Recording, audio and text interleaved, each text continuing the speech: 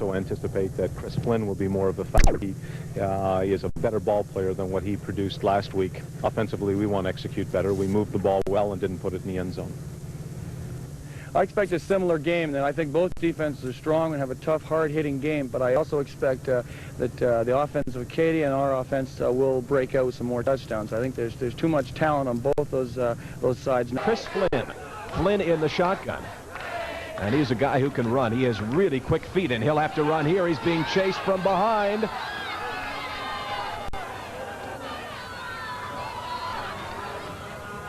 Flynn did a great job. Incomplete. They wave it off. They say the receiver didn't bring it down in bounds, but talking about quick feet, he was scampering all around like a bunny rabbit in the backfield. That one play, Michael, is an exhibit of Chris Flynn's strength and at the same time his vulnerability. He can run very, very well. He's very maneuverable, but they have brought in Bill Robinson, who's one of the great quarterbacks ever to play in the CIU, as Flynn's tutor. They want him to stay in the pocket a little bit more and learn how to read defenses, and that time he was running from the time he got the football. Well, if he would have stayed in the pocket, he would have been sacked about a second after he took the snap. So it's Schollard to kick it away, and here comes the rush. Schollard hangs a beautiful kick. Chuck Wush back to his 30-yard line, averaging about 16 yards a return. And this one a little bit better than average. Wush brought it back 20 yards just over the midfield stripe, where we'll see that Acadia offense for the second time. Wush and Masadi, both of them when they're back, can really change the face of a game. Great play here by Chuck Wush. Watch the block on the right side of your picture right there by 57. That's what got Wush around the corner, and a couple more blocks thrown out there as well. I think it was Bakayev who managed to screen one player off as well. And Acadia with good field position, good blocks, great return by a two-time All-Canadian Chuck Wush. They're over midfield. Taplin and Glass in behind McDonald. Glass's first carry of the day. And Glass sticks his head in and picks up about 4 or 5 yards. Tackle on the play by number 74. And I'm afraid that, as is our tradition on these broadcasts, not quite sure who it was. Wedderburn sort of finished up the tackle, so call it a gain of 4. It'll be 2nd and 6. And Peter, if you can find out who 74 is, then you'll be one step ahead of me. 2nd and 6 for Sean McDonald. McDonald as well as a good runner. He steps up. He's got a man open, but I think more than anything, the wind prevented that ball from getting to Paul Masadi. It just died when it got about 10 yards away from him. It was touchdown if Masadi could have caught the football because he was wide open. He'd gotten in behind the defender there, number 14, Mike Brown.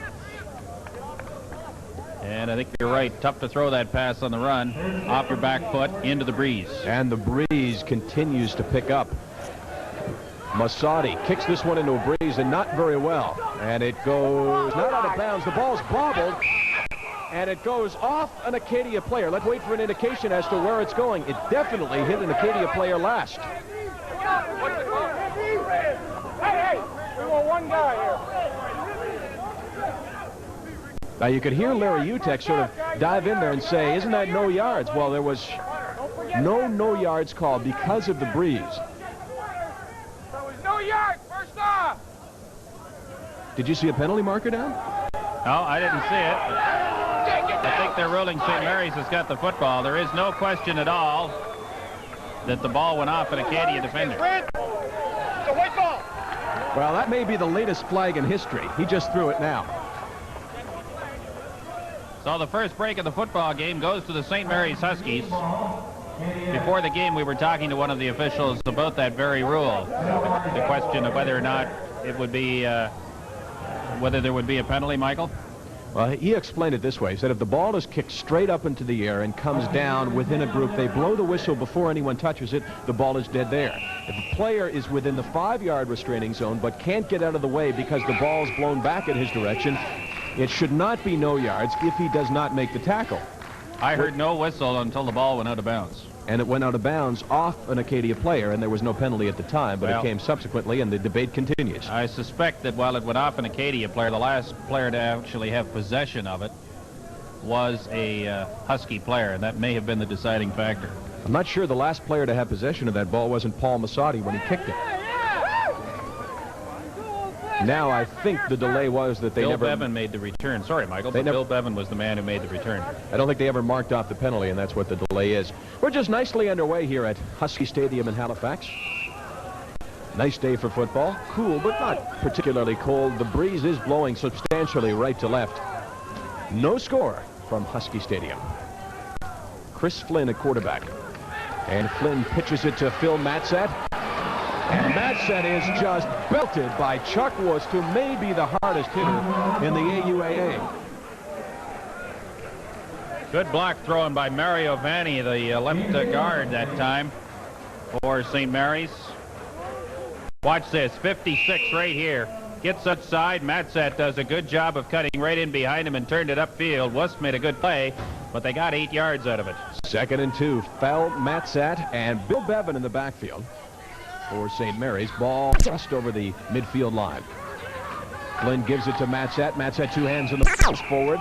Brought down from underneath by Scott Nicholson, but he tumbled over the 50-yard stripe, which is where he had to get for the first down. Phil Matsat of the St. Mary's Huskies, 21-year-old, 6 foot, 195-pound running back from New York. He's a 4th-year commerce student. Not very many Americans playing CIU football in the Maritimes anymore. It used to be that there were several teams had several Americans.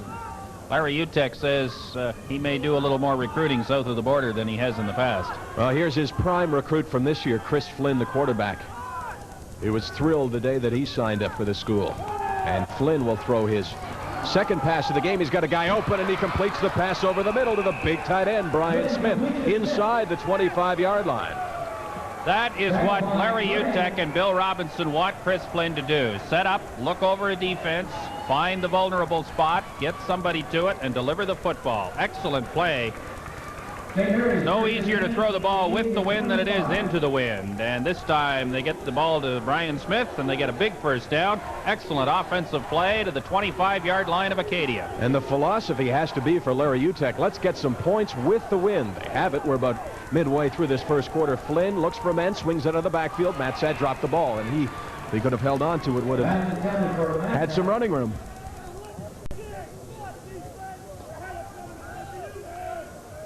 The running game has been a problem for Acadia. They have not run the ball very well, and I think the best example of that is the fact that Flynn is their leading rusher. Yeah, he has 100 and actually running in the conference without Brian Walling this year is down substantially. 173 yards is the leading rushing total in the AUAA after 3 games. Flynn has 137. Like to add 10 to that right now. 2nd and 10 for St. Mary's. 26-yard line. Here comes the rush. Screens the pass to Glass. Glass going to be tracked down from behind, and he is.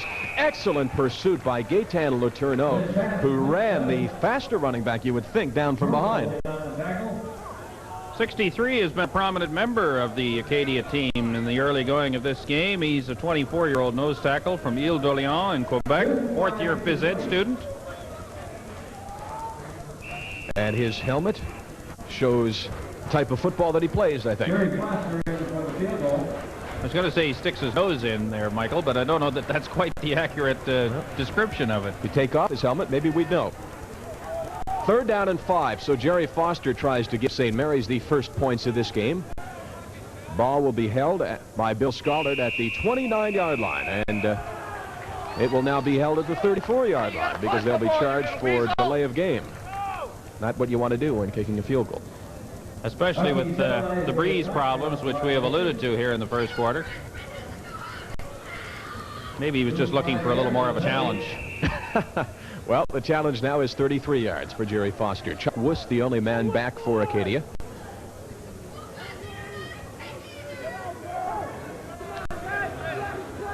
Good snap, good hold, and not a very good kick.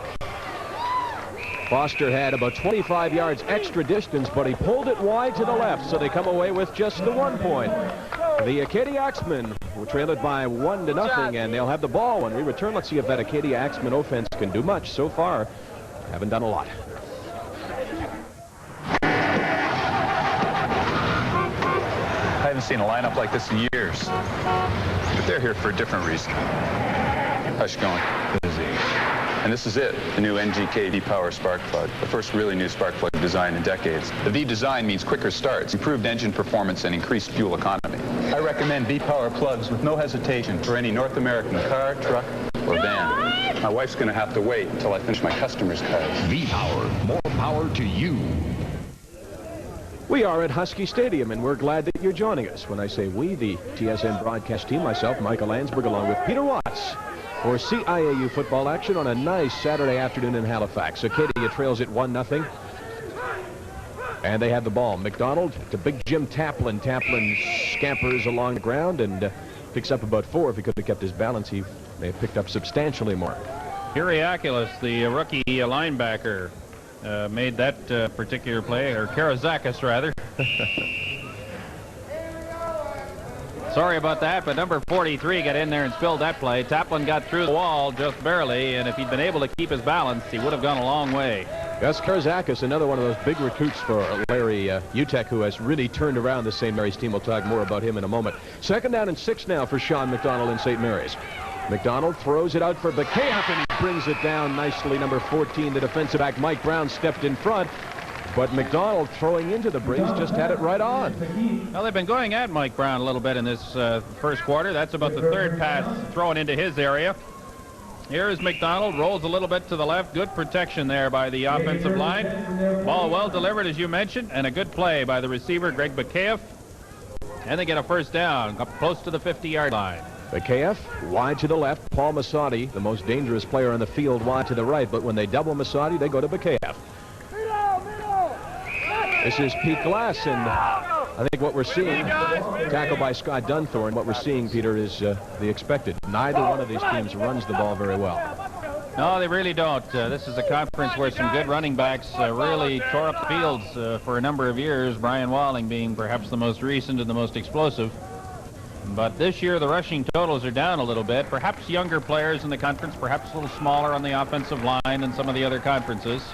And while the numbers nationally are a bit distorted because these people have only played 3 games and everybody else has played at least 4, the offenses have not been as strong this year to this point as they used to be. 2nd and 9. Bakayev brings it down again. McDonald doing a good job throwing into the very stiff breeze. That ball hung up for a while, but Bakayev had just beaten his man, number 27, Barry Richardson. Well, the ball is only going about 11 yards forward, but it's being thrown a long way. That particular pass went about 30 yards. And it was thrown on the run again by Sean McDonald. And he's got his team another 1st down at the 48-yard line. And this is what Sonny Wolf expected to do. Said when they're going to double cover Massotti and pay him extra attention, we'll go to Bakayev. He's just a shade below Massotti in terms of ability. 1st and 10 for Pete Glass. Glass cuts back, but nothing there. Absolutely nothing. Brian Hutchings, the right defensive end, in there to break it up. The right side of the St. Mary's defense really did a good job of shutting off the corner, and then the pursuit from behind got to Pete Glass in a hurry, and there was no gain at all on the play for Acadia. So 2nd down and call it 10 for the Acadia offense. Scoreboard is right looking into the sun. We're trying to read the scoreboard. If you can tell me how much time's left in this first quarter, I'd appreciate it, Peter. It's like about 6:15. Well, I thought it was 4:15, so there you go. Screen pass, that's Paul Hitchcock, and Hitchcock can't get it. And the wind definitely interrupted that, and I think Sean McDonald is likely looking forward to the change of quarters. Well, again, sometimes it's no easier to throw with the wind behind you, but I suppose he's moved the ball a little bit here in this first quarter. As you look at Larry Utek, 5th year as the head coach of the St. Mary's Huskies. Played at Laurier for 4 years, played 8 years in the Canadian Football League, and is now in his 5th season as the head coach in Halifax. Tough one for Scholar to field, but he fields it in the air. Scholar cuts up field. This is what Utek likes. Scholar breaks tackles. He's not explosive, but he can find the seams, and he did, bringing it out to the 44-yard line. So the net on the punt is only 8 yards. The St. Mary's Huskies lead the game by a score of 1-0. They have the wind, and they have the ball, and we'll see what they can do with it when we return.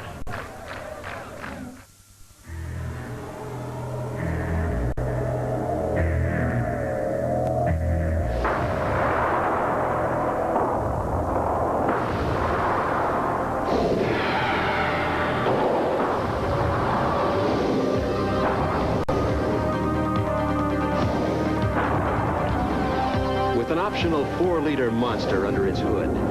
Jeep Comanche doesn't just stand apart. It stands alone. 2 years ago when we were here, that building did not exist. It was just a big field. Now that is the new sports complex. You had a chance to spend some time in there. You were impressed with it. Beautiful building. A lot of facilities. Almost a community recreation area, not just used by the people here at St. Mary's, but a much-needed facility in Halifax. There were a lot of people in there yesterday when we walked through it. Chris Flynn with the St. Mary's offense. Ball at the 42-yard line, 1-0. Flynn pitches it out to Phil Matzat. And Matzat does a nice job of reading his blocks, weaving his way, and he picked up a healthy gain of about 7. It'll be 2nd down and 3. Well, Mario Vanni made the play once again, number 56, the big lineman for the St. Mary's Huskies. Martin Gray came up, and there was the block as Matzat cut behind his big left guard and turned the ball upfield. Put his nose in there and made some good yardage. But again, the left guard, Mario Vanni, gets credit for making that play work. And what a hit again from Chuck Wust. He is, in the truest sense, a defensive back that hits like a linebacker, or maybe even a defensive lineman. Wust, the rover, number 31. So 2nd down and 2 for St. Mary's. Flynn dumps it off beautifully. Excellent pass by Flynn, completing it to number 21, John Lucan. And I know that that will bring a smile to Larry Utek's face. Well, it was a good-looking pass. It developed very quickly, and Chuck Wust was in no position to do anything except make the tackle. He couldn't get up and react in time to get the ball or get to the receiver any quicker than that. Interesting that Chris Flynn has 3 former all-conference players playing at the receiver position, so it's not as if he doesn't have some talent to get the ball to. They say we've got guys that can hold the ball, who can run good routes. We just can't get the ball deep, so we've got to work within that ability. 1st and 10, 40-yard line. Flynn, nice fake into the line. He's got a blocker out in front, and he can run. Oh, Flynn put a good move on one guy, and he's still going. Flynn for the 1st down. I believe the move he put on was Paul Rodding, and Rodding is just left shaking his head. I think if I'm Larry Utek and you have a quarterback who can run, you want him to run to the sidelines, go as far as he can, and get out of bounds before he gets hurt. But you have to like what the young men can do. Let's have a look at this. Watch. It's run by the quarterback all the way. No question about it. Rolls out. Now you want him to go to his right and head for the sidelines and get a 1st down. Oh, no. Instead of that, he comes back into the middle of the field, takes 3 or 4 placing hits, and finally gets tackled for a 1st down. The injured player is Bill Bevan, number 34, running back for the St. Mary's Huskies. Chris Flynn, they said, you got to see this guy run, and that's what we've seen, and he's also thrown a couple of good passes. The thing about his running ability is that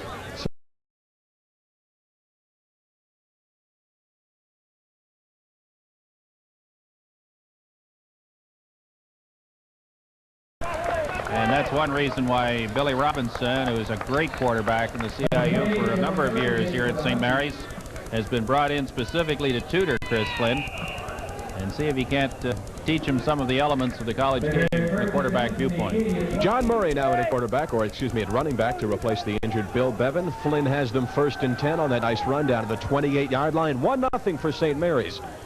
Just 2.5 minutes to go in this 1st quarter, so St. Mary's would like to get some points with the win. Pass complete to the tight end. His 2nd reception, Brian Smith, who poses a big target and I guess a big problem for the defense.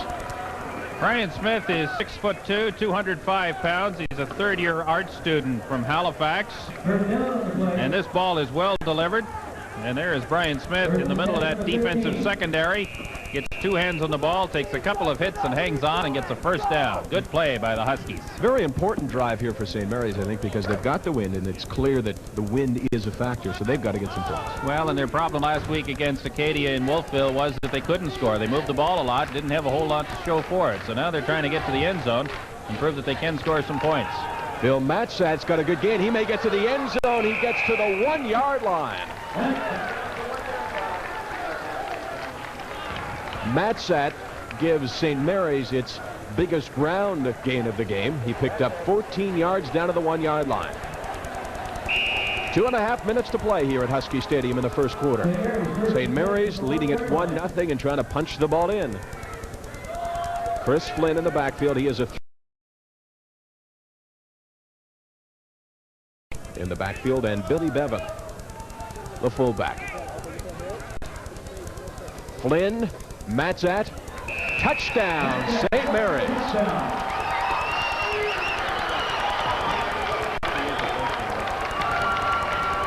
Well, before the game, Sonny Wolf, the coach of Acadia, said, I want them to run ball.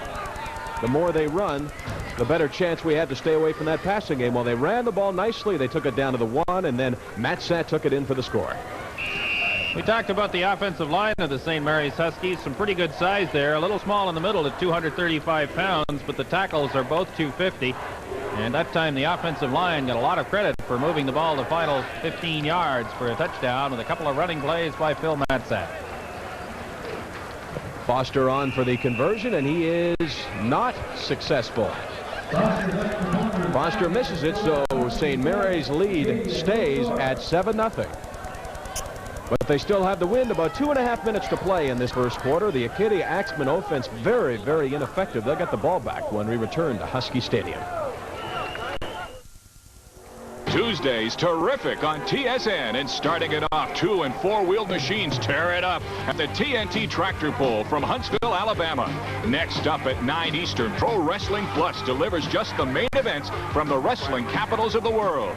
Then knockout power of a different kind takes over when Budweiser presents the Columbia Cup. Watch these boats chew up the water from America's fastest course, Tri-Cities in Washington. This Tuesday is terrific on TSN. Welcome back to Husky Stadium in Halifax. 6-0 the score for the St. Mary's Huskies. Look at the interior lineman here for the St. Mary's team. Good play, and Phil Matzak right through the hole left by the right guard. Knifes his way into the end zone for the first touchdown and the second scoring point actually in the game.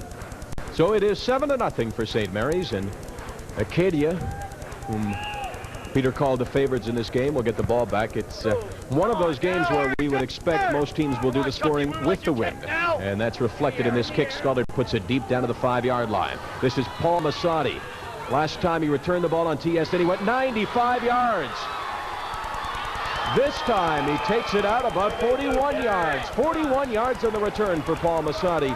He gives Acadia some much-needed field position out at the 47-yard line. 1:51 to play. Dunthorne again in on the tackle for Acadia, or for St. Mary's. Good-looking play here by Paul Masadi. Slowed down long enough to let the blocking form up and then turned it upfield in a hurry. And instead of going to the outside, cut it back into the middle and still managed to make another few yards before Dunthorne finally hauled him down. I think Acadia would like to run this last 1:40 off the clock while looking into the wind, and they might not do it because Jim Taplin is held to only a gain of 1. It'll be 2nd down and 9 yards to go.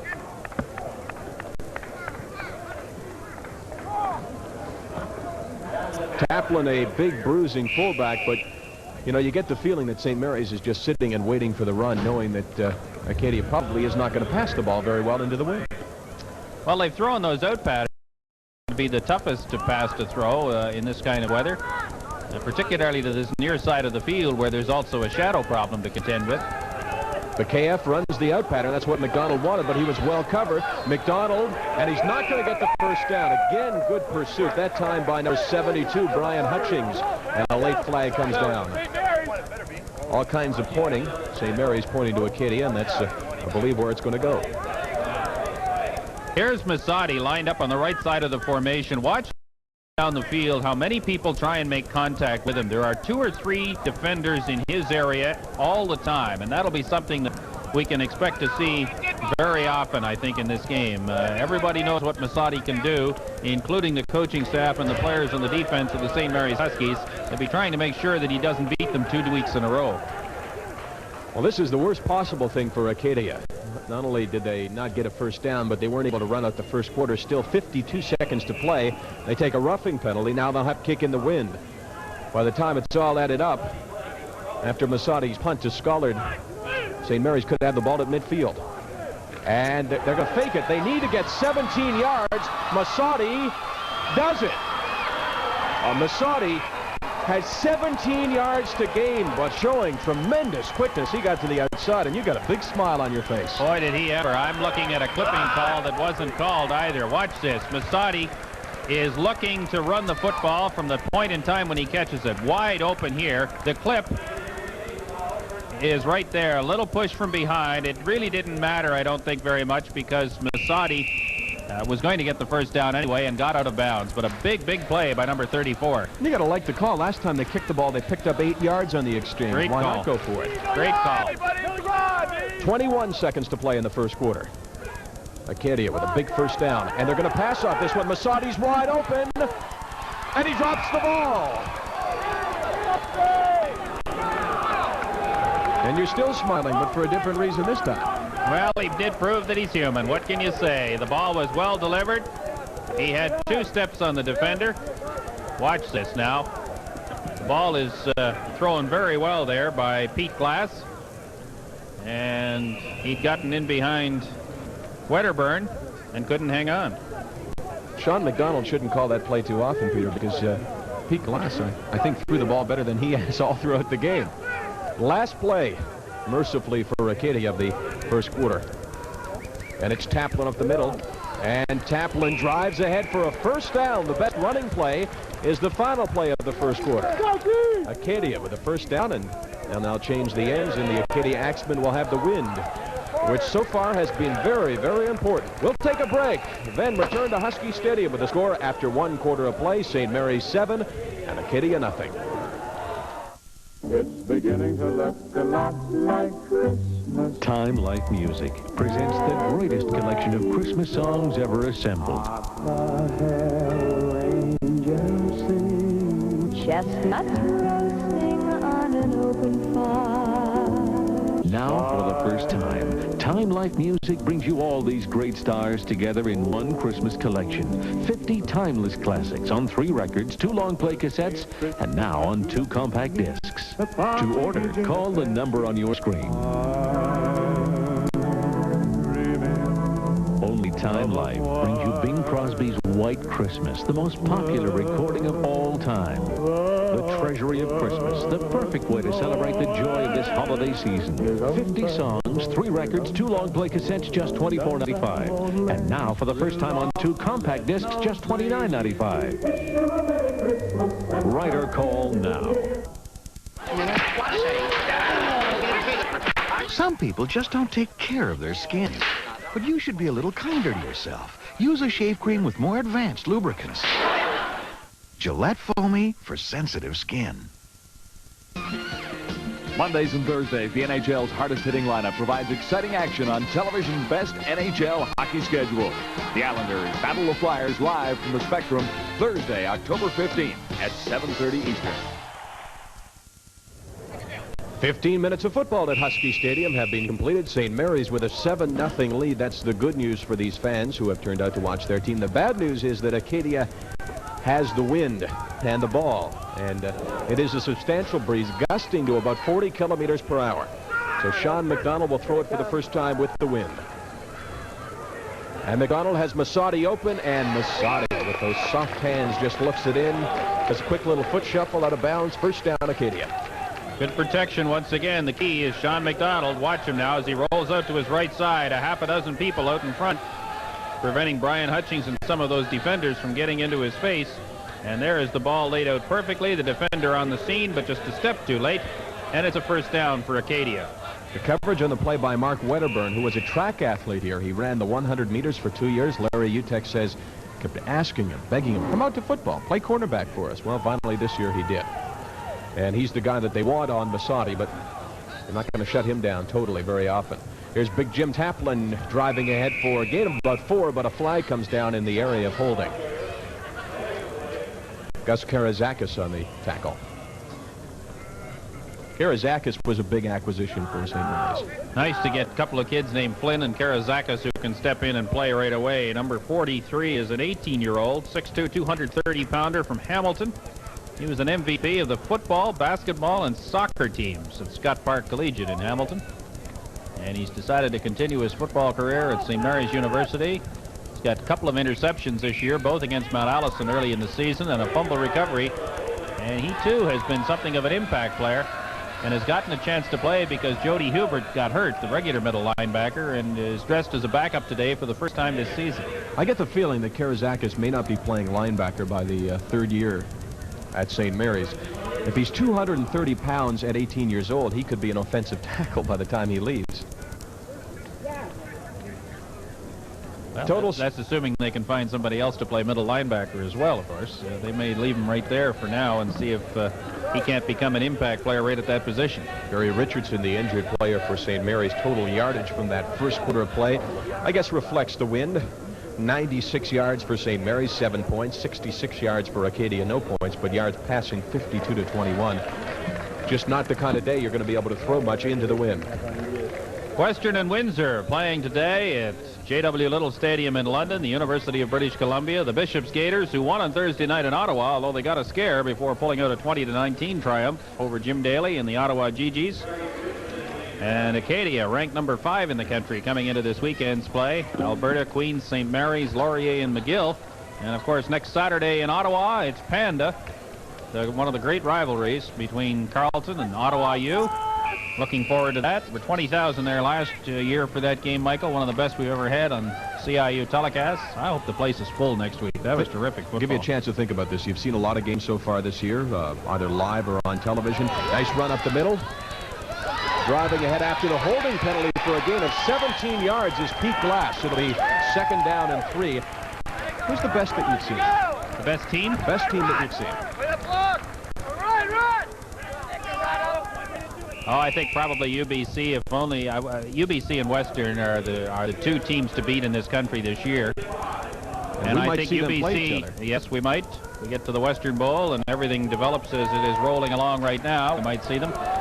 UBC perhaps a little more experience at quarterback than Western has. That might be the difference. 2nd and 3 for Sean McDonald. He feels the rush, but he swings it out. Some running room for Taplin. Taplin down the sidelines, pushed out of bounds, but not after he picked up the first down. Newman pushed him out of bounds, but good call by McDonald. Good use of a fullback here. He's used him as a runner with considerable success. Now Taplin goes out to the right side. He's all by himself. Look how big he is as he turns the ball upfield, and watch this defender come up and take a shot trying to stop him. Good for the defender to get him out of bounds, but they get a first down. A good-looking play, and Taplin, if you had a back that big, get him the ball about 3 times a series. I think Peter Newman was just as pleased that the sidelines were there and he didn't have to physically put him down. First down, 10 yards to go from the 11-yard line. McDonald to Hitchcock at the goal line, but not in, down to the 1-yard line. You saw him rolled in after the reception, but he was down, and CIU rules say that's where it stays. The wind has made a difference, it would seem. McDonald delivers this ball perfectly. Hitchcock gets down low to the ground, cradles it in against his body, and rolls into the end zone, but they rule it dead at the 1. And Acadia threatening to tie this game up. You know, Larry Utek said, we were talking about the receivers in Bakayev and Masadi, said, you know who I really fear is Hitchcock. They don't use him. I don't know why. They used him there down to the 1-yard line. Taplin and Glass in the backfield. Here's big Jim Taplin, and like Peter says, when you got a guy that big, give it to him. Taplin for the score. Acadia can tie it with the conversion. What's turning out to be the biggest play of this game so far was that fake punt by Paul Masadi. It looked like St. Mary's was going to get the ball back in good field position. 3rd and 17, he faked it, and they took it the rest of the way. Here we go, right in behind the center and the right guard, and Taplin doesn't have a whole lot of room, but he doesn't need a whole lot of space either. He just plows his way into the end zone, and this game is tied. David Woody ties it up with the conversion. 7-7, the Acadia Axemen and the St. Mary's Huskies. 14 points have been scored, all 14 with the wind. That's the challenge now for the St. Mary's offense to get the ball, but they don't have the breeze. We'll return to Husky Stadium. In the search for materials of lasting value, materials that stand up to the test of time, you must know the sign to look for. Only vulcanized pressure-treated lumber has the diamond label. It's your lifetime guarantee against termites, rot, and decay. So find the diamond. It's worth looking for. Key game between these two teams. Acadia won last week by 13 points. They will play once more this year, and it will be determined, the side of that game, depending on who wins the season series. Cal Bussey at his 10. Bussey brought down at the 28-yard line, where St. Mary's will begin. Peter, First time that they have looked into the breeze. We might see Chris Flynn doing a little bit more running than passing in this quarter. Yeah, some play action stuff perhaps just to keep the Acadia linebackers in line, and he might try some short passes, but you're right. The rollout stuff really works well for Flynn. He's able to execute it very well. And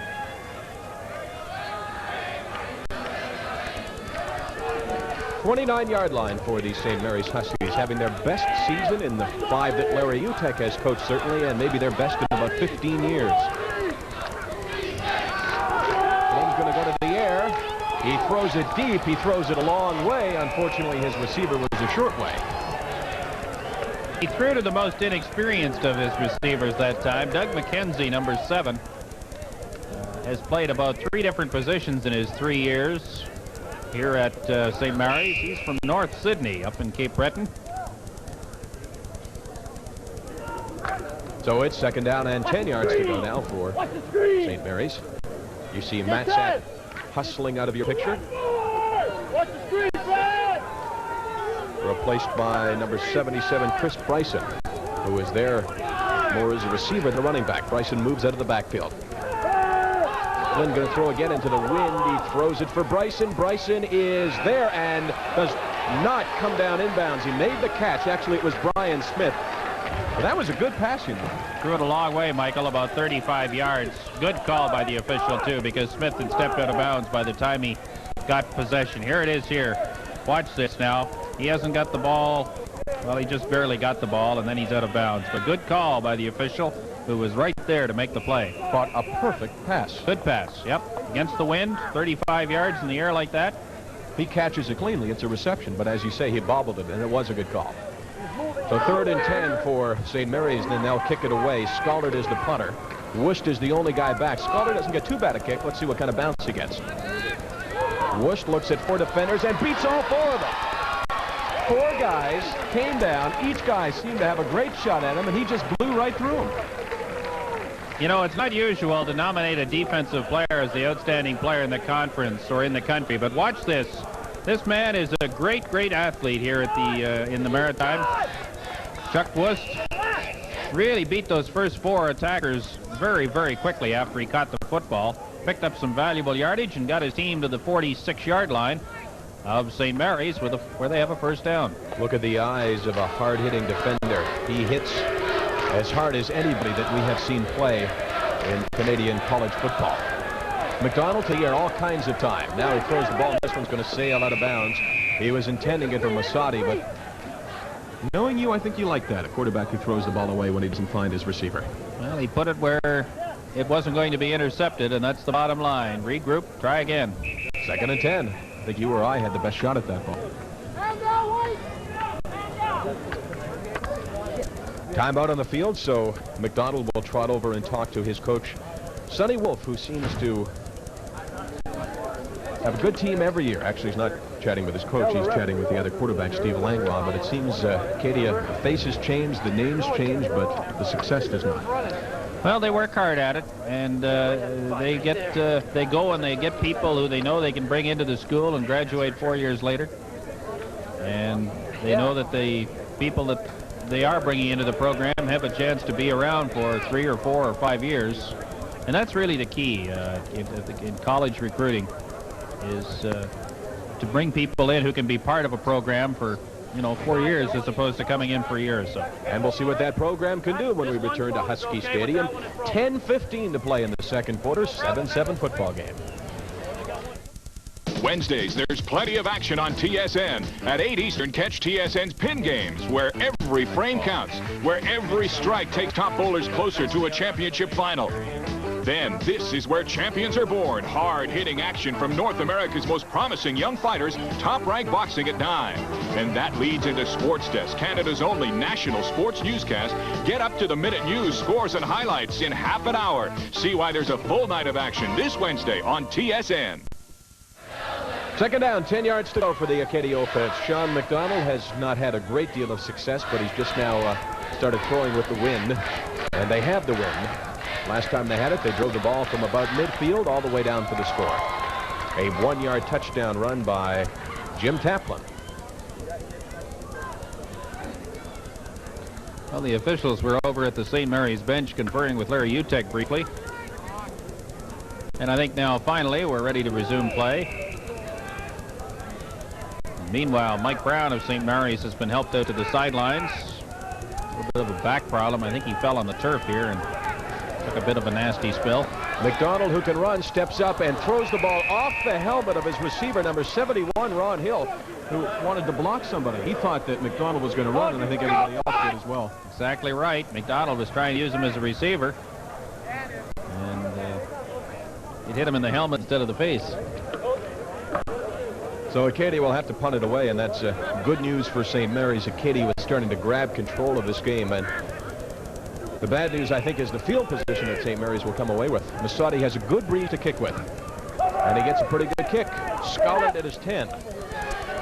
And Schollard does not beat the first man. The first guy down was Marty Gray, and he made the tackle. So St. Mary's will have the ball very deep in their own zone, about the 11-yard line. Just 1 yard on the return, 41 on the kick.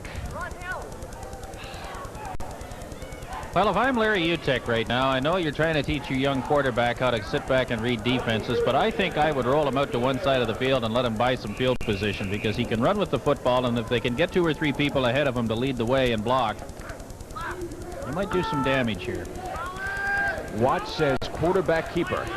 The word from Watts, 11-yard line, 1st and 10, St. Mary's, 7-7 football game. Probably means they'll throw a screen pass. Well, they keep it on the ground to Phil Matsat. But it's tough to grind it out like that against the wind when the other team knows that the deep threat really isn't there.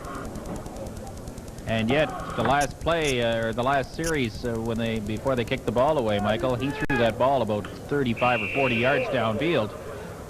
And problem was the receiver was open 20 yards down the fact that it wasn't caught doesn't mean he can't throw the ball that far.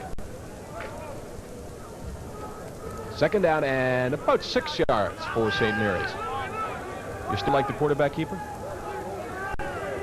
Needs 6 yards. Gonna throw it. Flynn's going to throw it. He's got a guy open. Excellent catch by number 21, John Lucan, who went up high. He knew he was going to get hit, but he brought it down. Good looking play here. Flynn just dropped straight back 3 or 4 steps, faked once, and then threw it. And this is a great play by Lucan. Watch the man there, number 31, Chuck Wust. Stuck a helmet right into Lucan's body. Lucan did a terrific job to hang on to the football, and they get a 1st down. Ordinarily, a guy's reputation precedes him when you're like Chuck Wust, and you know you're going to be hit by Wust. Sometimes you lose concentration, but he did not. 1st down for St. Mary's. They want Schollard on the out pattern, and the ball is over the head of Schollard, well covered by number 24, David McDowell. I think maybe the wind, well, I'm looking at a tree now, and maybe I was a little premature. I was going to say that it started to abate, but the trees tell a different story. Bill Schollard is a wide receiver, 25-year-old out of Burlington, Ontario, 3rd-year art student. He was a league all-star last year. And defenses tend to pay a lot of attention to him when they're trying to stop the St. Mary's passing attack. He's flanked to the wide to right side on this play. 2nd and 10 for Flynn. Flynn throws over the middle, and I think maybe that time Wust's reputation preceded him, because the receiver, Chris Bryson, had one eye on Wust, maybe both eyes on Wust. Exactly right, Michael. Number 31 was bearing down on the receiver that time. If he'd caught the football, Wust would have caught him quickly. Let's go, guys. Let's go. 3rd down and 10. St. Mary's will have to kick it away. At least they moved out from deep in their own zone. This drive started at the 11-yard line. They'll kick it away from the 37-yard line. Schollard, the receiver that Peter was talking about, is also the punter. Wust, the defensive back that Peter was talking about, is the kick returner. Good kick into the breeze. Wust at his 41-yard line. He is dangerous. Wust gets the block, and is still going. Wust hurdling all kinds of would-be tacklers inside the 40 down to the 38-yard line. And more than elusive, he is just hard-nosed. He runs straight ahead, and tough guy to bring down. Brian Smith was the guy who eventually did. What a great effort here by Chuck Wust. Gets a little bit of blocking initially to get around the corner, then does the rest of it himself. Watch this effort here as he cuts back out towards the sidelines and hurdles a pile of people before finally being run out of bounds by St. Mary's Brian Smith. Excellent return by Chuck Wust. Looked a little like Mark McCoy there in the 110-meter hurdles. He seemed to hurdle a guy every 10 meters. McDonald gives the ball this time to Elliott. Elliott with good running room. Puts the straight arm out and takes it down to the 31-yard line. Harrington eventually on the tackle, but not before, Pete Glass had picked up about 7. It'll be second down and, well, even more than that. Here we go as Elliott takes the ball to the outside here. Thought he might have turned it upfield a little bit quicker than he did, but a good straight arm that time, and he got himself about 8 yards of real estate. Excellent play by Rick Elliott. So McDonald now faced with a number of choices. Second down and 2. 7.5 minutes to play in the first half from Husky Stadium. St. Mary's and Acadia tied at 7, but Acadia trying to go up. Taplin breaks one tackle at the line of scrimmage and picks up the first down. Karazakis was the first guy there. He had a shot at him, but Taplin's not the kind of guy who's brought down easily. Karazakis seems to be pretty strong when play is run inside. We haven't seen quite as much of him getting to the outside to stop the run, but he's done a good job in the middle. That 206-pound estimate may have been taken a couple of years ago. He's a big, strong runner. First and 10 now for Acadia. The ball on the 27-yard line. Nice fake. McDonald brought down to the backfield by the blitzing linebacker, number 40, Scott Dunthorne. Well, you have to do a little better job blocking as a running back than Pete Glass did on that particular occasion. Here we are with McDonald faking the ball to Taplin into the line. And just as he got ready to load it up, along came Scott Dunthorne to stop that play abruptly. Very good fake by McDonald. Apparently, Dunthorne wouldn't testify to that, but put the ball on his hip. Had a little bit of time, but couldn't buy it up. Second and 14 now for Acadia. Here comes the rush again. McDonald waves a guy downfield. It's Hitchcock for the touchdown. McDonald directing traffic in the backfield, waved Hitchcock downfield, and he put it right where he wanted to. 13-7 Acadia with the conversion to come. What an excellent play by the veteran receiver, Paul Hitchcock. He was well covered until the very last moment. McDonald directing traffic, now just lobs it up in the end zone there. And Hitchcock reacted very well, beat the defender and got into the end zone and caught the pass. Excellent play there. Dale McClare tried and failed to make the stop. Conversion is good for the second time for Acadia, so they have now scored 14 points with the wind, and they'll continue to have the breeze. 5:50 to play in the first half. Acadia with a 7-point lead. Nothing measures up to reality like Zenith's giant 37-inch digital TV with full stereo sound. To get any closer to a live performance, you'd need tickets. Zenith. Quality.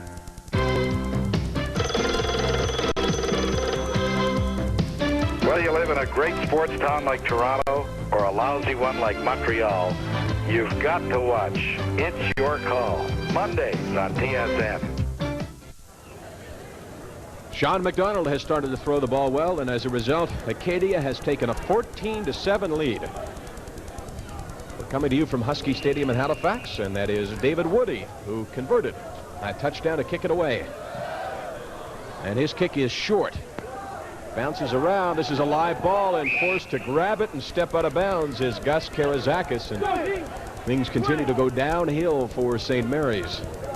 They took a 7-0 lead on a single point, and then a short scoring run by Matzat. But since then, the teams have changed ends. Acadia has the wind, and they have a couple of scores. Last one, a 30-yard touchdown pass from McDonald to Hitchcock. St. Mary's really needs Chris Flynn to take this offense by the scruff of its neck and try and move it down the field and get a little confidence back and regain a little momentum here, because Acadia is playing with a lot of confidence offensively. They've got more time, just 5.5 to play. So this time Flynn runs the ball. He is quick. Flynn showing great shiftiness and a little bit of power as well for a little guy. Out over the 30 for a first down, and that's what Peter Watts has been calling for. I was just a series ahead of suggesting when he should do it, that's all. This is a quarterback draw play, and Flynn reacts very quickly. Turned a couple of defenders around, and got 10 yards on the basis of his own efforts. Good run there by number 1. You've always been ahead of your time. You think so, eh? So Watts has him at the 31-yard line. 1st and 10, St. Mary's. Matsat on the toss. Matsat brought down from behind. Good pursuit by Jody LeClaire. I'm impressed by this Acadia defensive line. Done a good job, Michael. Jody LeClaire, who'll be 24 tomorrow, as a matter of fact. 6'1", 240-pound defensive end, a 4th-year student from Chateauguay in Quebec. He lined up on the left side, which is the near side on your screen, but he pursued that one all the way across and made the tackle. 2nd down and 9 now. Tough in these must-pass situations into the wind.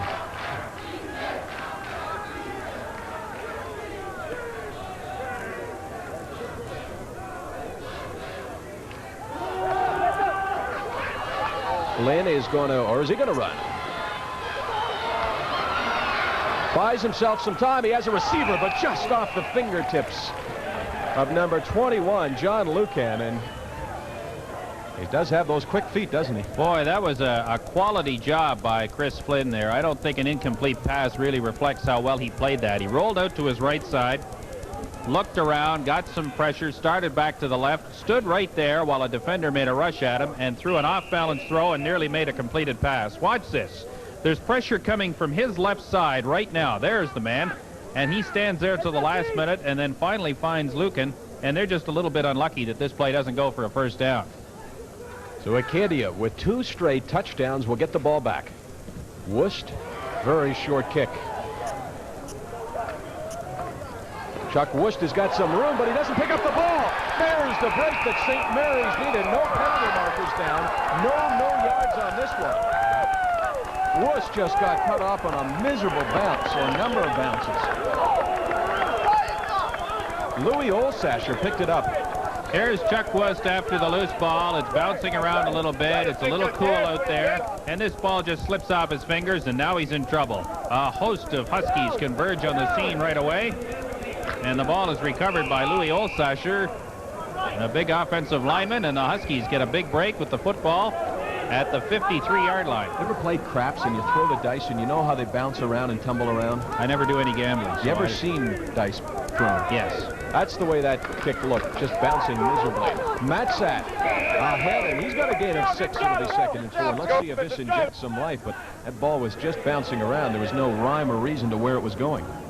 Or at least that's the way Chuck Wust probably saw it. 2nd and 4 for St. Mary's. Big possession for the Huskies. 3:07 to play in the 1st half, and Flynn takes a timeout. It is 14-7 now for Acadia. Flynn will go over and talk to Coach Larry Utek.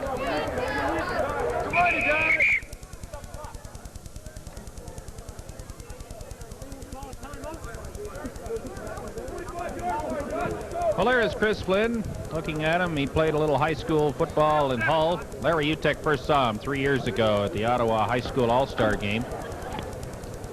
And he had to wait a couple of years while Flynn went, first of all, to Champlain Cégep in Lennoxville, Quebec.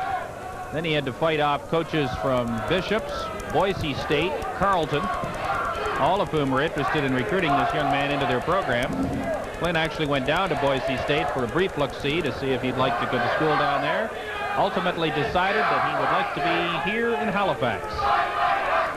And we'll talk about that with him at halftime. And the man that he was talking to was, as you have talked about, Bill Robinson, former great quarterback here now, who manages the Atlantic Bowl every year. Or every year that they hold it, which is every other year. 2nd and 4, Flynn on the quarterback keeper, and he has got a 1st down. I don't see a flag. It looked like Flynn was ready to leave about a half a count ahead of everybody else. The quarterback is allowed to. He almost shoved his center forward on the play, finally got the football. I don't see any sign of flags, and in fact, they'll get a 1st down. You know, I think the problem was the center didn't snap the ball cleanly. He went to move it, and it just got caught up somehow. I'm surprised that there was no illegal procedure call. First and 10 and a big one for St. Mary's. Approaching the 2-minute mark in this football game. 42-yard line. Now it starts to get fun. When Flynn runs, he can run.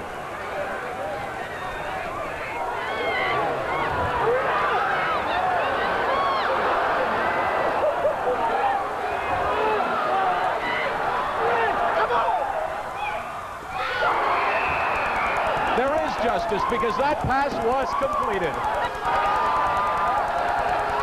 An 8-yard gain after a 100-yard scramble. Well, you can't say the kid can't sell tickets. Watch this. We picked this up after he's already run about 30 yards. He comes all the way to the far side of the field. Then he cuts back. Some of his dropped the ball for good measure, picked it up again cleanly, and finally throws the football. And after running about 55 yards, they get the pass to Brian Smith, and they get 6 yards out of all that. I guess he knew where he was going, but it sure didn't look like it. He was weaving all over the place. Dropped the ball once, picked it up, and we've now broadcast, I think this is our 5th game. I'd call that one the play of the year. Well, there he is talking to Bill Robinson again. He shows a little better wheels than Robinson showed, I think, in the years that he played here. Master of the understatement. That was really a quality play, and it was more than just scrambling around back there. He kept looking for somebody to get the ball to. He kept looking for somebody who might be open.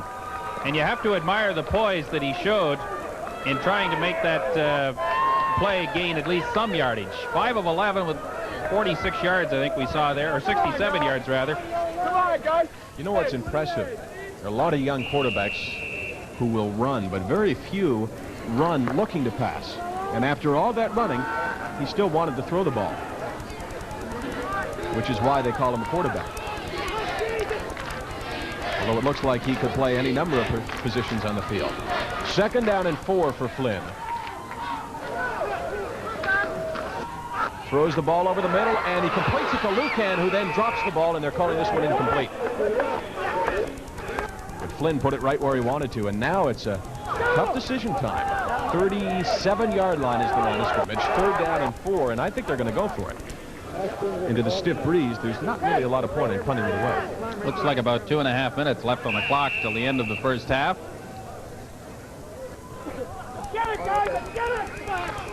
Too far to try a field goal. Let's see if Flynn stretches this Acadia defense again and shows us what he can do running the ball. Well, he may have found an opening, but he slipped and fell, and that's a big turnover for the Acadia Axemen. 2:15 to play. Acadia now leading at 14-7, and they'll get a last crack at it with the win. Acadia's best defense against Chris Flynn's running is to make one of his offensive linemen trip him up inadvertently. That time, Randy McLeod just got tangled up with Flynn, who was trying to scramble out of the pocket. And Acadia dodges a bullet and gets the football at the 44-yard line. Let's see if Sean McDonald got tired of watching the Chris Flynn show.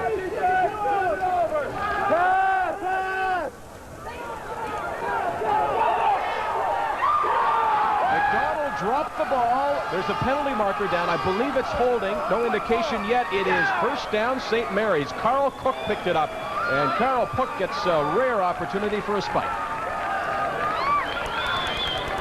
Once more, McDonald scrambling around back there.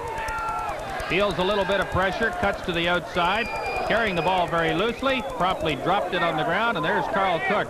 Right on hand, excellent alert defensive play by the big lineman. And the Huskies get another shot with 2 minutes and 10 seconds to play in the first half. And Chris Flynn comes right back on the field. He provided us with lots of excitement just a few moments ago. The ball will be scrimmaged at the 35-yard line. Again, St. Mary's is looking into a very, very stiff breeze. It is 14-7 for Acadia. This is a crucial game in the AUAA. These teams played last week, and Acadia won by 13 points. They will play one more time, the last game of the season, which might ultimately determine first place, and that will be at the site of the team that wins the season series. Sonny Wolf has the victory and a 13-point bulge to work with. Well, Larry Utek said he needed a stronger game out of Chris Flynn than he got last week in Wolfville, and I think so far he's getting it. They only have 7 points on the board, but if they could get a touchdown here, it would make for an interesting second half, and the Huskies would come into it on a positive and upbeat note as a result of a score. But they are 35 yards away from getting anything at all here at the moment.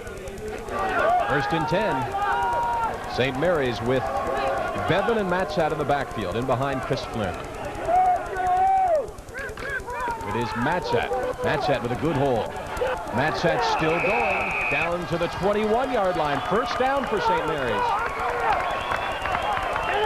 Mr. Matsat has been a prominent performer in this first half for the St. Mary's Huskies. Here we go with Phil Matsat in isolation. Good blocking at the point of attack. Big hole in the middle there. Good blocking by 67 Brett Miles. And Matsat gets himself a bunch of yards before Randy McLeod finally hauled him down, but they get a first down close to the 20-yard line. 21-yard line for Flynn. Gives it to Matsat again, who cuts it back. This time not much there. Swarmed all over. Late flag comes down. Tackled by Jamie Gray. First of about 4 guys to get there. Holding against the Huskies that time, Michael. That is a costly penalty. Just under a minute and just under 2 minutes to play in the first half. Which number? They had it at the 21. 34. Call goes against Bill Bevan, the fullback. And Larry Utek now looks at a 1st and 20 situation from the 32-yard line. Not really field goal territory either with that wind. Maybe just bordering on Jerry Foster's range. 1st and 20. Flynn looks into the end zone for Scollard. He lays it out. He comes back, makes a diving attempt. Now a penalty marker comes down. And I'm not sure whether that's offensive or defense. I think it may be offensive interference. Dave McDowell was the man back covering on that play against Bill Scollard. Let's have a look. No question there's some contact right there, and it might be offensive interference as McDowell was in excellent position covering that pass. Oh, the other guy has back though. That's exactly what it is. Interference.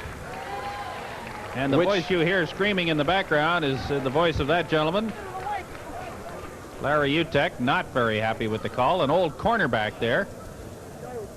Now he, maybe the first time he's arguing that the offensive player wasn't called for, well, no, it wouldn't be the first time he was arguing that the offensive player was called. First time he hasn't liked the call. That's probably right. Well, he doesn't like the call, but he likes the rule change. Last year in the CIAU, that kind of pass interference was change of possession. Offensive pass interference would have gone to the defense. This year, loss of down and 15 yards, so it's 2nd down and 35 yards to go. And the ball almost picked off by number 77, Paul Wetmore.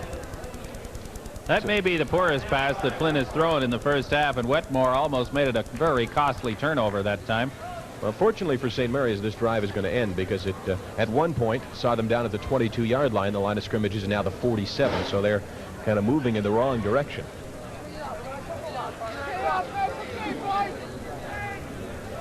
I think field position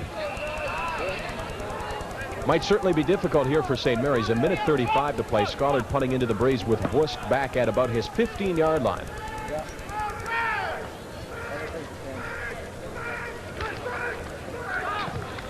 And an excellent kick, the best kick of the day, far and away. Wust forced back into his end zone. And a no yards penalty, and that's tough to figure, Peter, because they had a single point, and number 73, Brian Smith, just had it taken away from him. That is not a smart play at all by the coverage team on that particular play. They waste an excellent punt that time by Bill Scollard. And Chuck Wust stood back there, waited for people to encroach on the 5-yard protection zone, and then promptly fell on the loose ball and got the call from the official. Now Acadia has the choice, I would imagine, that is either take the ball at the 15-yard line, no point, or take it at the 35 with the point. And with about a minute 14 to play, and I say about because it's difficult to see the scoreboard, Acadia will not give up the point, and they'll have the ball at the 15. And with a 14-7 lead. McDonald to Taplin. Taplin, who doesn't run outside much, is in familiar territory, and he gets a first down. Good-looking run by Jim Taplin that time. St. Mary's finally got Jim Fitzsimmons, the linebacker, the rover, out there to make the tackle. Excellent play here by Taplin. Cut it to the outside. Beat the first linebacker, and then just tried to pick up as much yardage as possible. And gets a first down out of it, close to the 30, actually the 29-yard line. 29-yard line. It seems like Acadia would just like to run the time off the clock, and they have to do a minute and 5 worth. Well, McDonald wants to throw the ball. He's got Taplin out of the backfield open. Taplin out to the 45-yard line, and maybe now their thinking will change. You see this a lot, Peter. A team's conservative. They don't want to make a mistake. Then they get some yardage, and they say, hey, maybe we can get some points. Here we go. Taplin once again shows you his skill as a pass receiver. McDonald under some pressure, waited till the last moment to release. They got it over the head of the Huskies linebacker there, Karozakis. And Taplin gets a first down, but the concern now has to be at the 47-yard line where Greg Bakayev is down on the field. 45-yard line is where Acadia has the ball. They have a wind of about 40 kilometers per hour, and their kicker, David Woody, might be in field goal territory, anything at the 50-yard line or in. Bakayev, I think, was trying to make a block away from the area where the ball was going, and I think he got a little bit winded. I think he got leveled just after the play. He was kind of had his back turned and was trotting back, and someone smacked into him. And that might be what Sonny Wolf is saying right now. John McDonald has been over to have a quick chat with the offensive coordinator and the backup quarterbacks. And here is Bakayev coming off the field under his own power.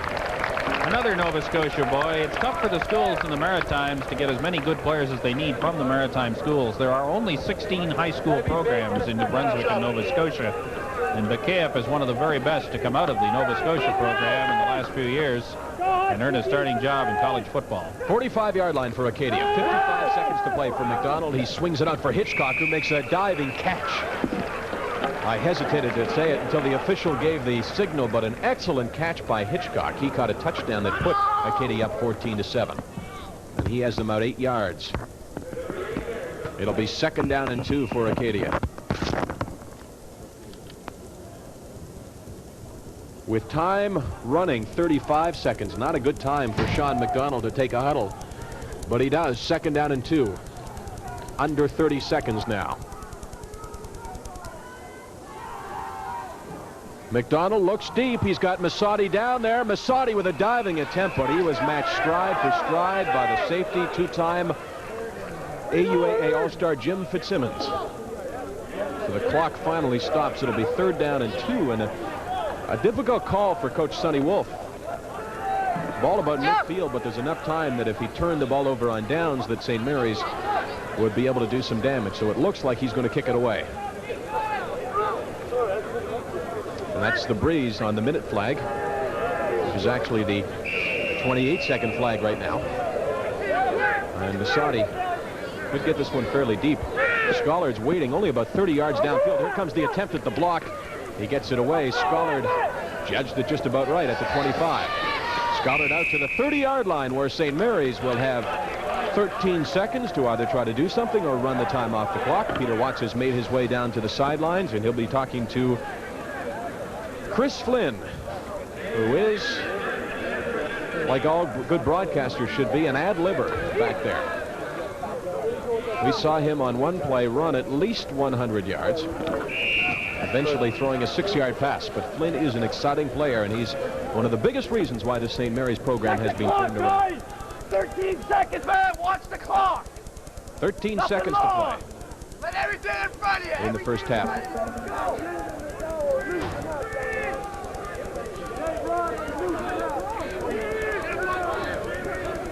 And Flynn is not content to just run the clock out.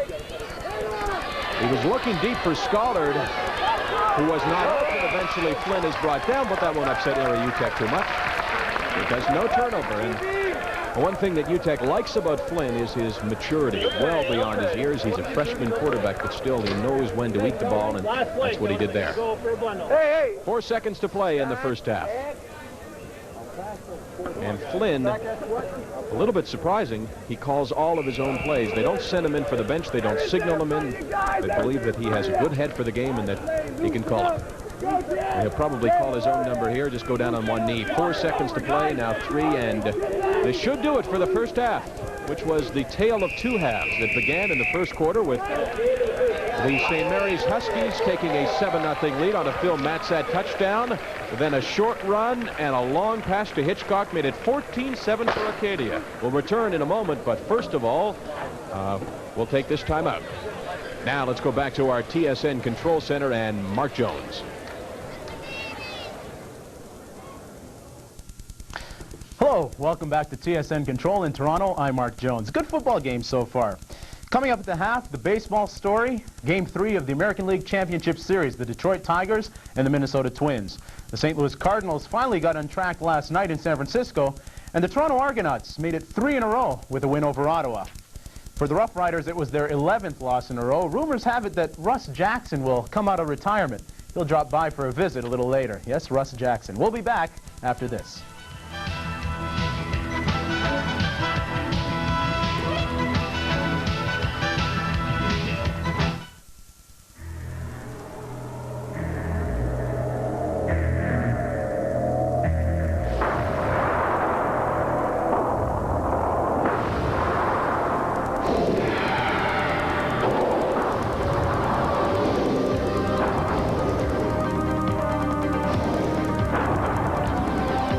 Optional 4-liter monster under its hood, Jeep Comanche doesn't just stand apart. It stands alone. I helped my dad build this place. I was so small I could barely swing the hammer. But he taught me a lot about tools. He used to say, you can buy cheap tools every couple of years, or you can buy Stanley once. For over 100 years, Stanley hand tools have been helping people do things right. And now you could win a $10,000 shopping spree and $1,000 worth of Stanley tools in the Doing It Right sweepstakes.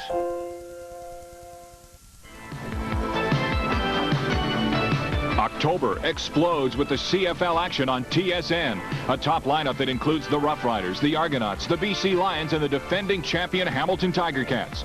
Watch the Ottawa Rough Riders battle the Toronto Argonauts live from Exhibition Stadium in Toronto, Friday, October 16th, starting at 8 p.m. Eastern. It's action only the CFL delivers. CFL blackouts are in effect, so check your local listings.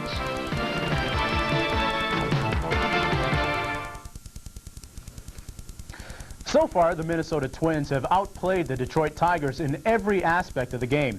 They've even showed that they can come from behind to win.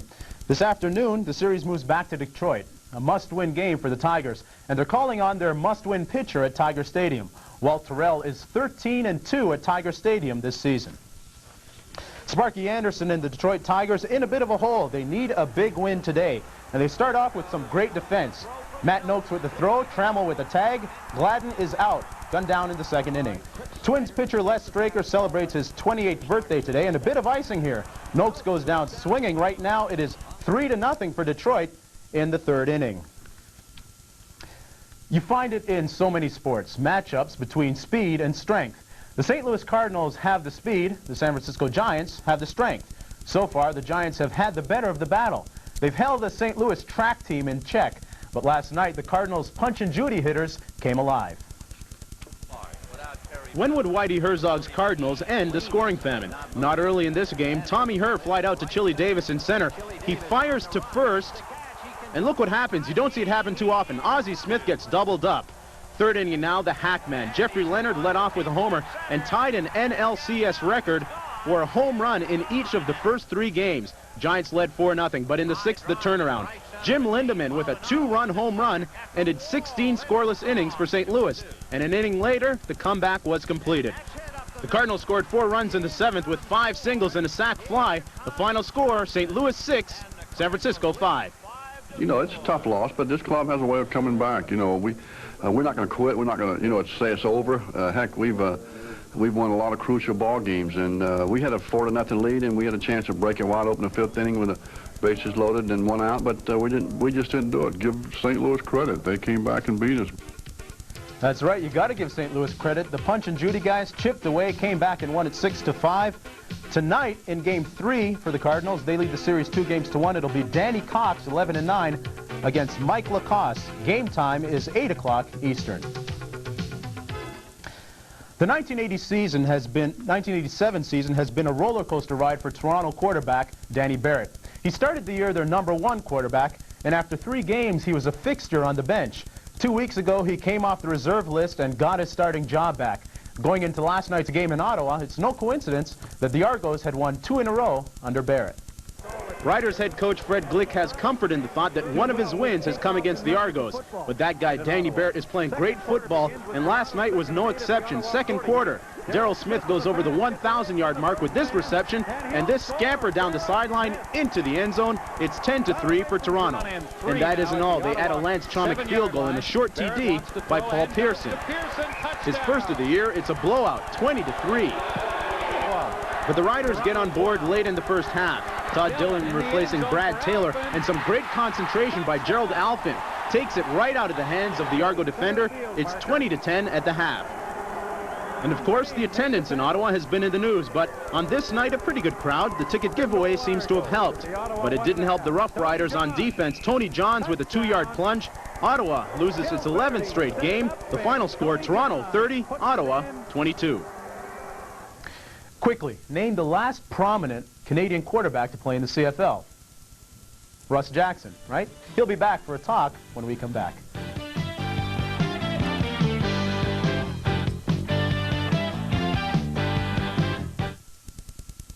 I can make it, I can make it, I can do it all alone.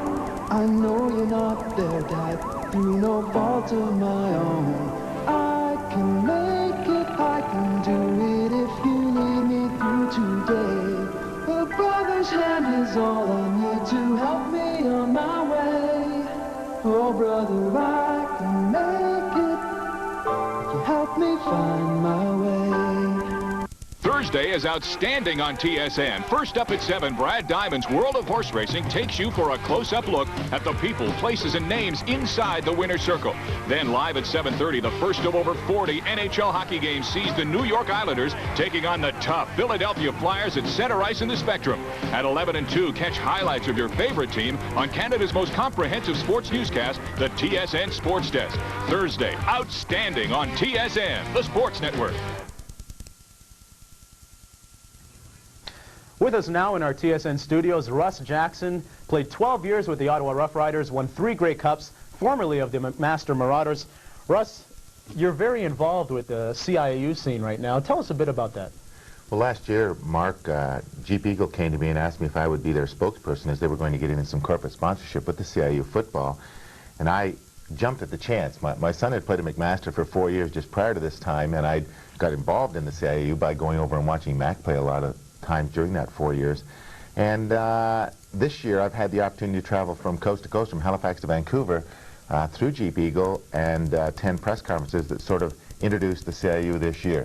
And it's been really fun and exciting for me to get back and see what's really happening in the Canadian college ranks. Yep. Russ, in your opinion, what has been the biggest change in the CIAU game so far? It's been a while since you played, not too long, but what's been the biggest change in terms of maybe the promotions and the players on the field? Well, I think the promotion of the game has improved a great deal, but I really think the biggest change is the players themselves. The players, I think, are better coached, and that's not taking away from the coaches. When I played, there are just more of them, and they can specialize in certain areas. When I played, there was one coach. He coached everybody, everything.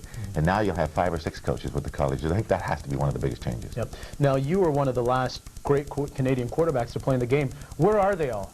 You see maybe Greg Vaver right now playing in the CFL, but why aren't there more Canadian quarterbacks? Is it the old import argument? I don't think it's the import argument. I've never really supported that. I think it's something that I just mentioned, and that is that there is not the individual there to train the quarterbacks as much as there are in the States at the American colleges. And the defenses, especially in the pro ranks, have changed and varied themselves so much over the last few years that it takes an excellently trained quarterback to come in and start in the CFL. And unfortunately, the Canadian kids maybe aren't prepared that well. We can look at a lot of American kids who come up that have had excellent training, and they're not prepared to take over as an offensive quarterback in the CFL. So I really think it's the training. I don't think there's anything that says that the Canadian kid isn't as good or couldn't be as good if they had that individual training and were brought up in the same way that the American kids are. Do you think that, you know, a lot's been said about the future of the CFL being very bleak? If there are more Canadian quarterbacks coming out, do you think that can help the image problem with the league? Well, it could. I don't think anybody has the magic wand to wave and know whether that's the answer. I think the kid has to be able to do the job before they're going to raise the image of the league. I don't think by just putting a Canadian kid in each of the 8 cities and saying, you're going to play quarterback, that's going to change it around. Okay. Russ, thank you very much for joining us. Good luck with the CIU. It's a great game, and good luck with your promotions in it. Thanks very much, Mark. Okay. We'll go back to the game between Acadia and St. Mary's. It's a good one so far. Acadia leading 14-7.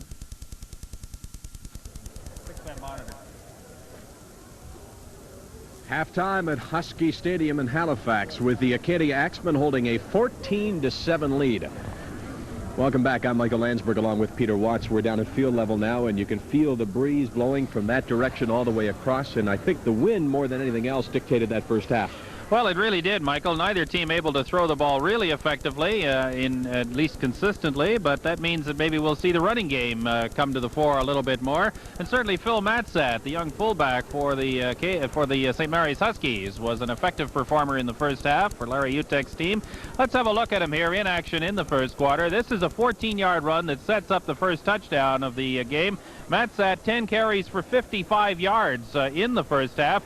And this was a 14-yard scamper inside. Good blocking there at the point of attack by the St. Mary's team. And that set up a 1-yard touchdown run by Matzat on the next play. We're talking about the weather and the wind, and if the wind didn't dictate this next play, I don't know what does. Third down, 17, normally a punting situation, but if you're going to kick the ball 10 yards downfield and get a no yards call, why kick it? Well, Mr. Masadi is Mr. Everything, as we talked about at the outset of this telecast. Here he is in action as the team's punter. It's 3rd and 17. Do you think he's going to kick the football into the wind? I don't think he had any thoughts of it at all. Instead, he rolls out to his left and just barrels down the left side of the field. Got a couple of blocks and a possible clipping call right there against the one defender, and got himself a first down. But a good heads-up play by Paul Masadi of the Acadia Axemen. I think the key to this game may have been the first guy who went like this and felt which direction the wind was blowing, because when they had the wind, everything changed. All of a sudden, Acadia got the wind. They went to the air, and McDonald made it work. All the points were scored at the same end of the field in the first half, and again, it was the team with the win. Sean McDonald, rather, the quarterback for Acadia, made the second touchdown for the Axemen on this particular play. It's a little bit of a sprint out to the left side, a sprint at occasion perhaps by some pressure. He directed traffic with one hand and fired the ball downfield with the other, and Hitchcock does a terrific job here of going to the ball and getting away from the defender and getting the touchdown that has given Acadia the 7-point lead. I think the biggest decision right now is probably in the hands of the coaching staff. What do? Do you take the wind in the 3rd or the 4th quarter? If you take it in the 4th, you've got it at the end, but there's in danger of falling too far behind. Well, somewhere along the way, you have to play some defense, and you have to hope that maybe you can get a break against the wind. It is swirling a little bit. Maybe you take it in the 3rd quarter, because by the 4th, who knows which way it'll be blowing. Well, who knows which way Mr. Chris Flynn was running. He went all around. He had one of the most creative plays, I think, that we have seen in a long time. And Peter Watts will be back to talk to Chris Flynn when we return to Husky Stadium in Halifax with St. Mary's trailing 14-7. All of me. He's a legend, a classic. He's Frank Sinatra. Come fly with me, let's fly away. I'll be singing. Now, for the first time on television, this special collection featuring 36 original Sinatra recordings in a 3-volume treasury. Just in time, that crazy witch cry. Chicago, Chicago. But he's got high hopes. Fairy tale. This original Frank Sinatra collection is not available in any store. 3 records or 3 cassettes, just $24.95. Here's how to order now. COD and credit card customers call 1-800-543-1009. That's 1-800-543-1009. Or to save COD charges, use your credit card or send check or money order for $24.95 for albums or cassettes plus $3 shipping and handling to Frank Sinatra, P.O. Box 600, Station R, Toronto, Ontario, M4G4E1. Friday is fantastic on TSN. Speed Week reviews the week in auto racing with highlights from NASCAR, IndyCar, IMSA, and a whole lot more. Then, live at 8 Eastern, Bob Obilovich tries to keep his Argonauts on course when the Rough Riders visit Exhibition Stadium for action only the CFL delivers. And that leads into live coverage of the $1 Million Breeders' Crown Series. North America's finest 2-year-old fillies will be in full flight from Hazel Park, Michigan. Friday, fantastic on TSN. Halftime at Husky Stadium in Halifax. The Acadia Axemen 14 and the St. Mary's Huskies 7. And Chris Flynn, the outstanding rookie quarterback of the Huskies, joins us now for a bit of a chat. You were pretty highly recruited by a number of schools, and I wonder if you could tell us about that and what made you decide to come here to St. Mary's. Well, I guess I had a lot of pressure to stay in Quebec because I'm from Quebec, and a school like Bishop's had a really good football team, so a lot of people just expected me to stay in Lennoxville, but I really liked Lennoxville. I was there for 2 years, and I came to visit Halifax, and I really liked it. The only problem was maybe the team wasn't good enough, but obviously we're doing well. We're 4-1, and we're right in this game here. So we're fighting for first place right now, so no regrets coming to Halifax at all. I know one of the schools that was looking at you was Boise State. I understand you went down there, and I wondered what your thoughts were on why you decided ultimately that it wasn't for you. Well, it was an experience, I guess, for me. I went down there, and I guess I wanted to get in right away. There was other quarterbacks there, and when you go down the States, you just have to wait your turn. So I wasn't getting much practice and stuff like that. I didn't really think it was for me, so I decided to come back to Champlain for one more year and then decide what I wanted to do. And I thought over the winter time, and I said, well, Canadian football is my game, rolling out and scrambling and stuff like that, so I just decided I'd stay here and see how I did.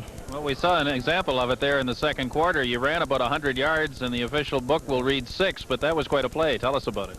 Well, it's just one of those things that happens once in a while. I don't like it to happen too much because the defense is slowly but surely they'll just start containing me. So we just got to work on throwing the ball and getting it downfield. And our running game's going well right now, so we have to stick with that too. Now, Matsad has had a good first half for you, Chris. I wonder about your thoughts about this offense. You have some good people. You have 3 receivers who've been conference all-stars in the past. Matsad looks like he can run the ball pretty effectively. What is missing? What is going to take this team to the top at the Atlantic Conference? Well, I think right now, I'm not sure what the problem is with our offense. Like, we're not scoring a lot of points. I think we can use a deep threat receiver right now. I think that might be a problem. But we have the players, and we're moving the ball, but we're just not scoring right now. So I feel pretty good about it. I think that we can play with Acadia. We're showing it right now, and if we can beat them, then who knows what will happen after that. But our offense definitely has to keep scoring if we want to go because our defense is carrying us right now. How much help has Bill Robinson been to you in your first year here at St. Mary's? He's been a great help. Bill's been to a lot of places, and he's very smart, and he's helped me a lot. He doesn't let me get too confident or whatever, and he keeps me on a low key, and he's really been teaching me a lot, and he's a big reason for our success too on offense. All right. Continued success. Thanks for coming by. Thanks a lot. Okay. Chris Flynn, outstanding rookie quarterback of the St. Mary's Huskies. His team needs a little more offense. It is 14-7 at halftime. The Acadia Axemen leading. We'll be back to Halifax in just a moment.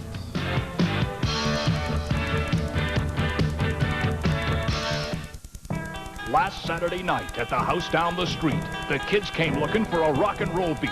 Upstairs they were grooving to the best sound around, playing foot-stomping music to rock the house down.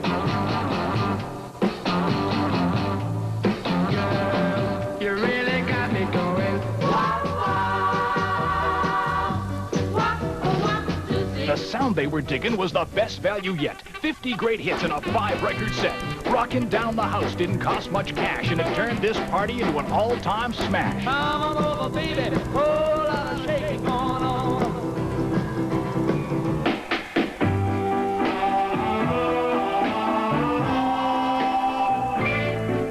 Well, all I want is a party doll. Come along with me when I'm feeling wild. Rocking down the house. 50 original hits to get you off of your seat. The original stars, the original beat. The limbo, the twist, the Watusi too. This is great music for whatever you do. Just let me hear some of that rock and roll music. Any old way you choose it. I got a whole lot of love for you. 'Cause you said be one. There's something that I have to tell you. Something tells me. Rockin' Down the House on a 5-record set, or you can get yours on long play cassette.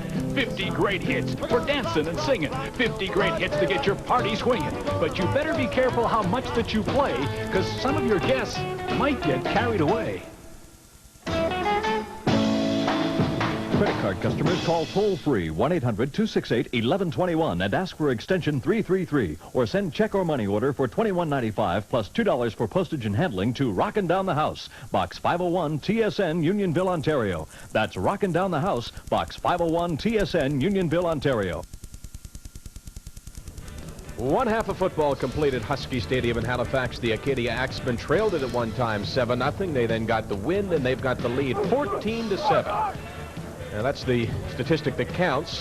The other ones that count a little less but are maybe more enlightening, and it's pretty close. Acadia and St. Mary's all the way down. I guess the biggest difference is in turnovers. Acadia turned it over a couple of times, and they did less damage than you would have expected with those numbers. 217 in total yards. Yards rushing, most impressive, I think, for Acadia. 113, surprising. I was just thinking that Jim Taplin's been a key performer for this Acadia team in the first half, because most of those rushing yards belong to him, and he's also come out of the backfield a couple of times to catch passes at key points in the first half. So Jim Taplin is an early candidate for our Chrysler Jeep Eagle Player of the Game Award, which we'll announce at the end of the ball game. This is a telling situation right here. The returners will go left to right on your screen. That means into the breeze. Those are players from St. Mary's. So the St. Mary's Huskies will go against the wind in the third quarter and therefore have it in the fourth quarter. They'll get the ball, but Acadia, with the lead 14-7, wants to put this one out of reach before they change ends. And we are set to go in half number 2. Woody kicks it off. It's a squib right into the hands, and a tremendous catch by number 68, big lineman, Constant Nicolopoulos. And that ball just hit and stuck. He had no choice but to catch that one.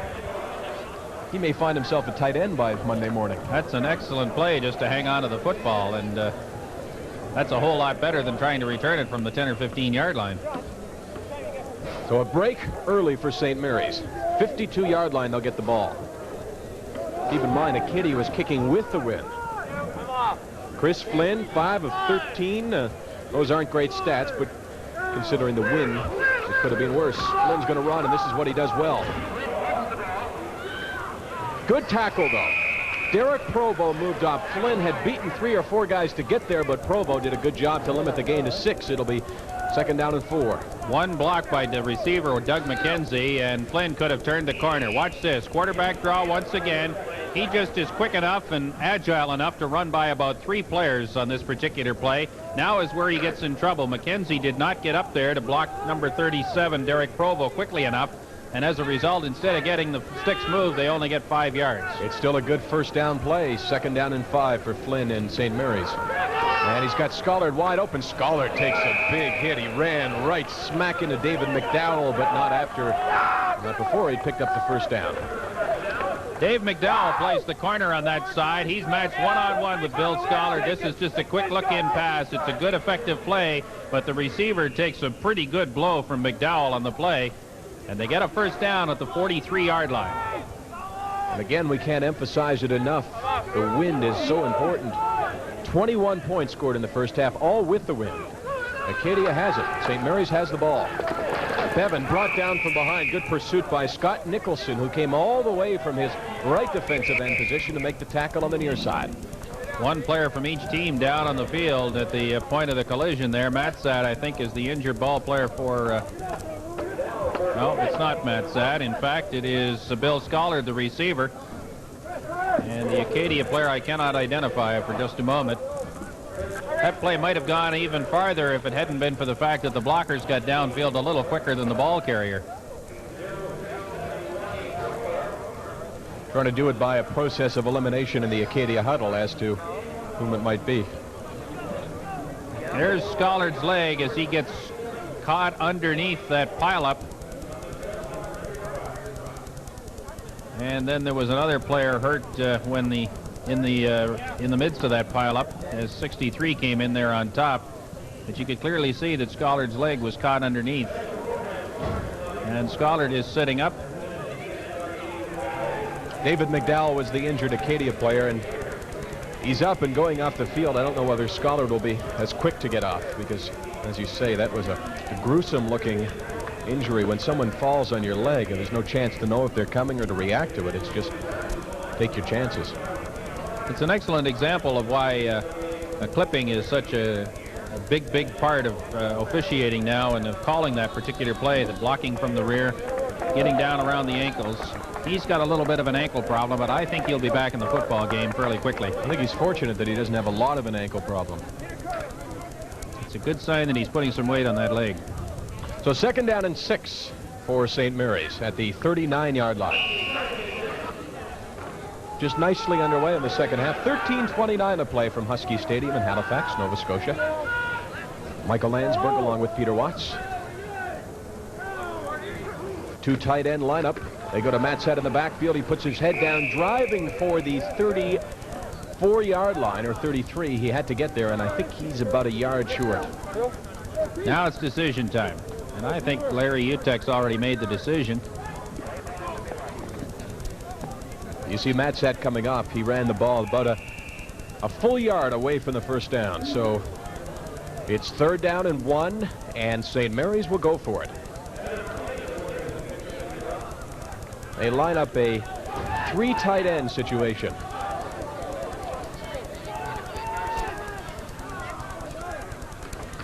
They give the ball to McKenzie, his first carry of the game, and the line just blew him off to the right side. They followed Olsasher and McLeod. Doyle did the job, and they got a first down.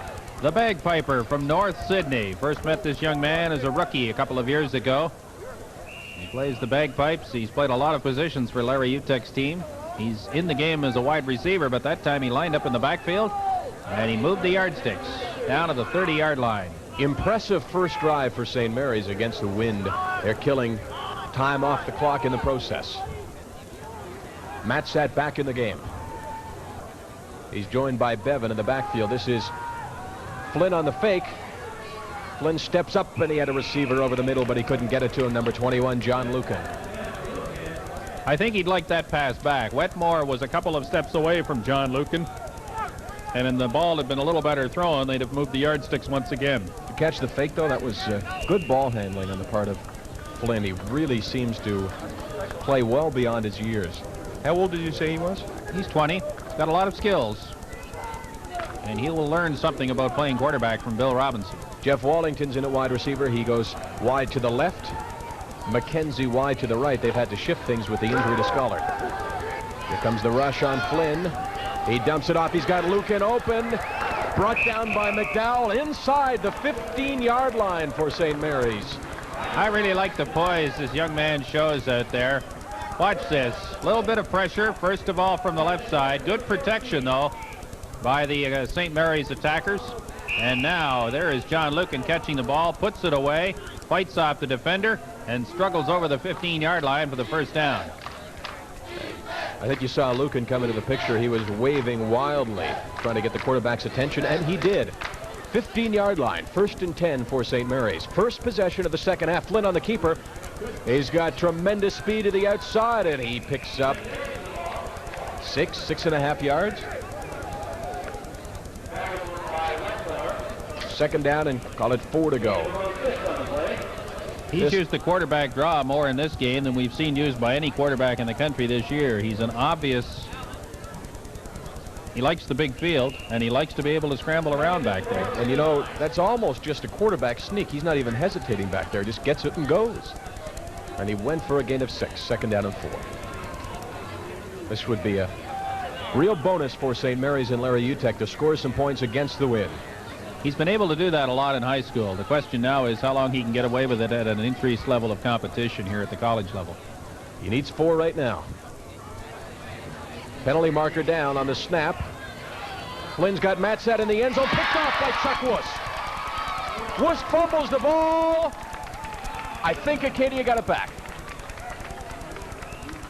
Well, the Acadia defense is coming off the field. Let's see what the officials rule, and I think there was a penalty call against Acadia. The first indication is offside against the Axemen. Well, that play had a number of turns. The offside, the interception, the fumble, and when you add it all up, you'll find that St. Mary's will have a first down inside the 5-yard line.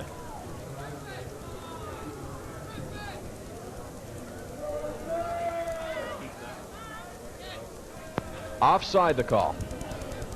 Here we go. Under pressure this time. The Acadia defense got inside to Flynn. The ball was just thrown into the end zone for Matzat, and there is the other number 31, Chuck Wust. Took a hit, went down, lost the ball. And I think it was big number 50 for Lou Elsasher, the right guard, who made that recovery. And it's a first down for St. Mary's. 4-yard line for Chris Flynn. All kinds of room to run. Matzat tripped up in the backfield. The first guy there was Scott Nicholson, who knifed in and made a big tackle, limiting the gain to very little. Call it second down and goal from the 3-yard line now. Matzat hobbles out. Coming in is Chris Bryson, an extra tight end. McKenzie will stay in the backfield in place of Matzat. Peter, the ball's in the left hash marks. That gives him about 35 yards to roll to the right, and well, Chris Flynn will talk it over, probably with Bill Robinson, not so much Larry Utek. Robinson seems to be his mentor, and every time he's come over, he's headed towards Robinson, and that's what he does. Second down, goal from the 3-yard line. Utek not playing a big part in this conversation. The man who's back to us, who's just to the left of Larry Utek, is Bill Robinson. Quarterback the 1973 Husky team that won the Vanier Cup. Now head of the Nova Scotia Sports Hall of Fame here in Halifax. And he's the chairman of the organizing committee for the Atlantic Bowl, and he's also the chairman of next year's CIU basketball championships here in Halifax. And there is Bill Scollard, who's never known for his speed, but I don't think he's quite that slow. That ankle is still a little sore, and he's a little bit upset that he's not going to be able to come back for at least a little bit. Let's see how they line up. Matzat is out. You know that Scollard is out. And now Bryson hustles out. Wide to the left is Wallington. In the backfield, it is number 34, Bill Bevan, and Doug McKenzie, number 7. Last time in short yardage, McKenzie carried the ball. Second and goal from the 3. This is McKenzie, the big guy running upright, brought down short of the goal line.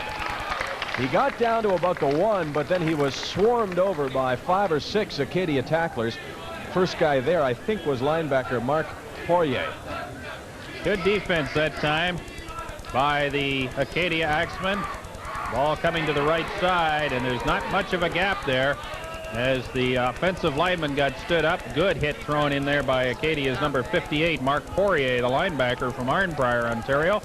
And as a result, it is third and goal at the 1. Third and goal from the 1 with the best running quarterback at the East, Chris Flynn.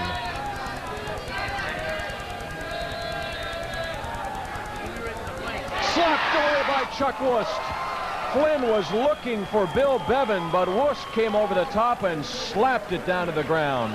Worcester Derek Provo, number 37 as well. I think it might have been Provo, in fact. Let's have a look here. Fake to McKenzie, this time into the line.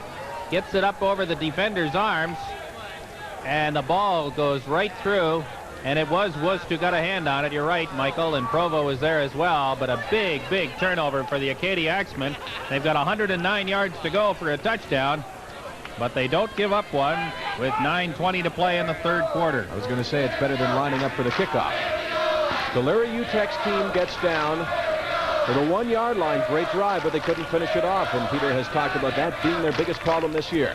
Taplin hits it in the middle, but he doesn't find much there. He was tripped up almost at the time he got the ball.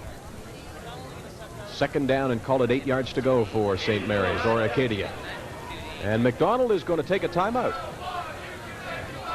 with 8:58 to play in the third quarter. Oh, my God. Acadia had to wait 7 minutes before they got the ball with the breeze, and we'll see what they can do when we return to Husky Stadium. More of the CIAU on TSN. Thursday, October the 22nd, TSN travels to the Laguna Seca course in Monterey to bring you the Nissan 200. And once again, it's Honda against Yamaha, with a lot of excitement in between. Kevin Swansea's the man to beat, and nobody handles a corkscrew at Laguna better. Join us for the Nissan 200, part of TSN's commitment to excellence in motorsports. Thursday, October the 22nd at 10 p.m. Eastern. Here we go. Chris Flynn. Watch 31 in the red sweater as he moves to his right, looking to see what Chris Flynn is going to do with the football. Well, Chris Flynn is going to try and get it over to the receiver. And there was Chuck Worth, number 31, right on the scene to knock that ball down and prevent a touchdown. So West on the one hand drops an interception return at the 5 and gives St. Mary's a chance. On the other hand, he goes to the football and prevents a touchdown. And what's so impressive on that play was the last 10 yards that he closed. He looked into the line to see what Flynn was going to do, and then he realized, diagnosed the play, knew where it was going, and got there in a hurry. And I guess that's why he is a perennial all-star and all-Canadian as well. We're noticing some ankle problems with a lot of players coming off the field. There are 3 or 4 of them that seem to be shaking up. Again, they're playing an artificial turf here at Husky Stadium. It's not the hardest field that I've ever been on, Michael, but this particular field doesn't give very much at all. And I think some of the injuries are a result of planning and not being able to get out of the way when somebody makes a hit. Second down and 8 yards to go for Acadia at their own 4-yard line. St. Mary's would love to get the ball back quickly. McDonald going deep for Masadi. Masadi's there, and he drops the ball. Looked over his wrong shoulder. Very, very difficult pass.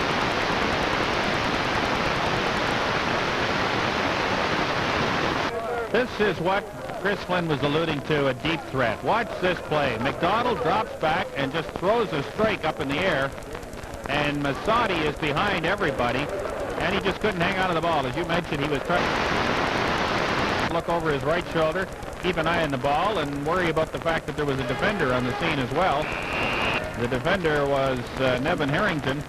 But if Masadi had caught that, it was touchdown. You can see top right of your screen, there is a little window there. Somewhere in that building, there might be an astronomer who could help explain the sunspot situation. We're heading into a situation now as Masadi kicks it away. And he gets a good kick after dropping the ball to McKenzie. 40-yard line. McKenzie brought down at the 38-yard line. Peter, you're going to have to help me out on this. We're heading into a situation with our satellite transmission because of a sunspot alignment. We might have either lose video portion of...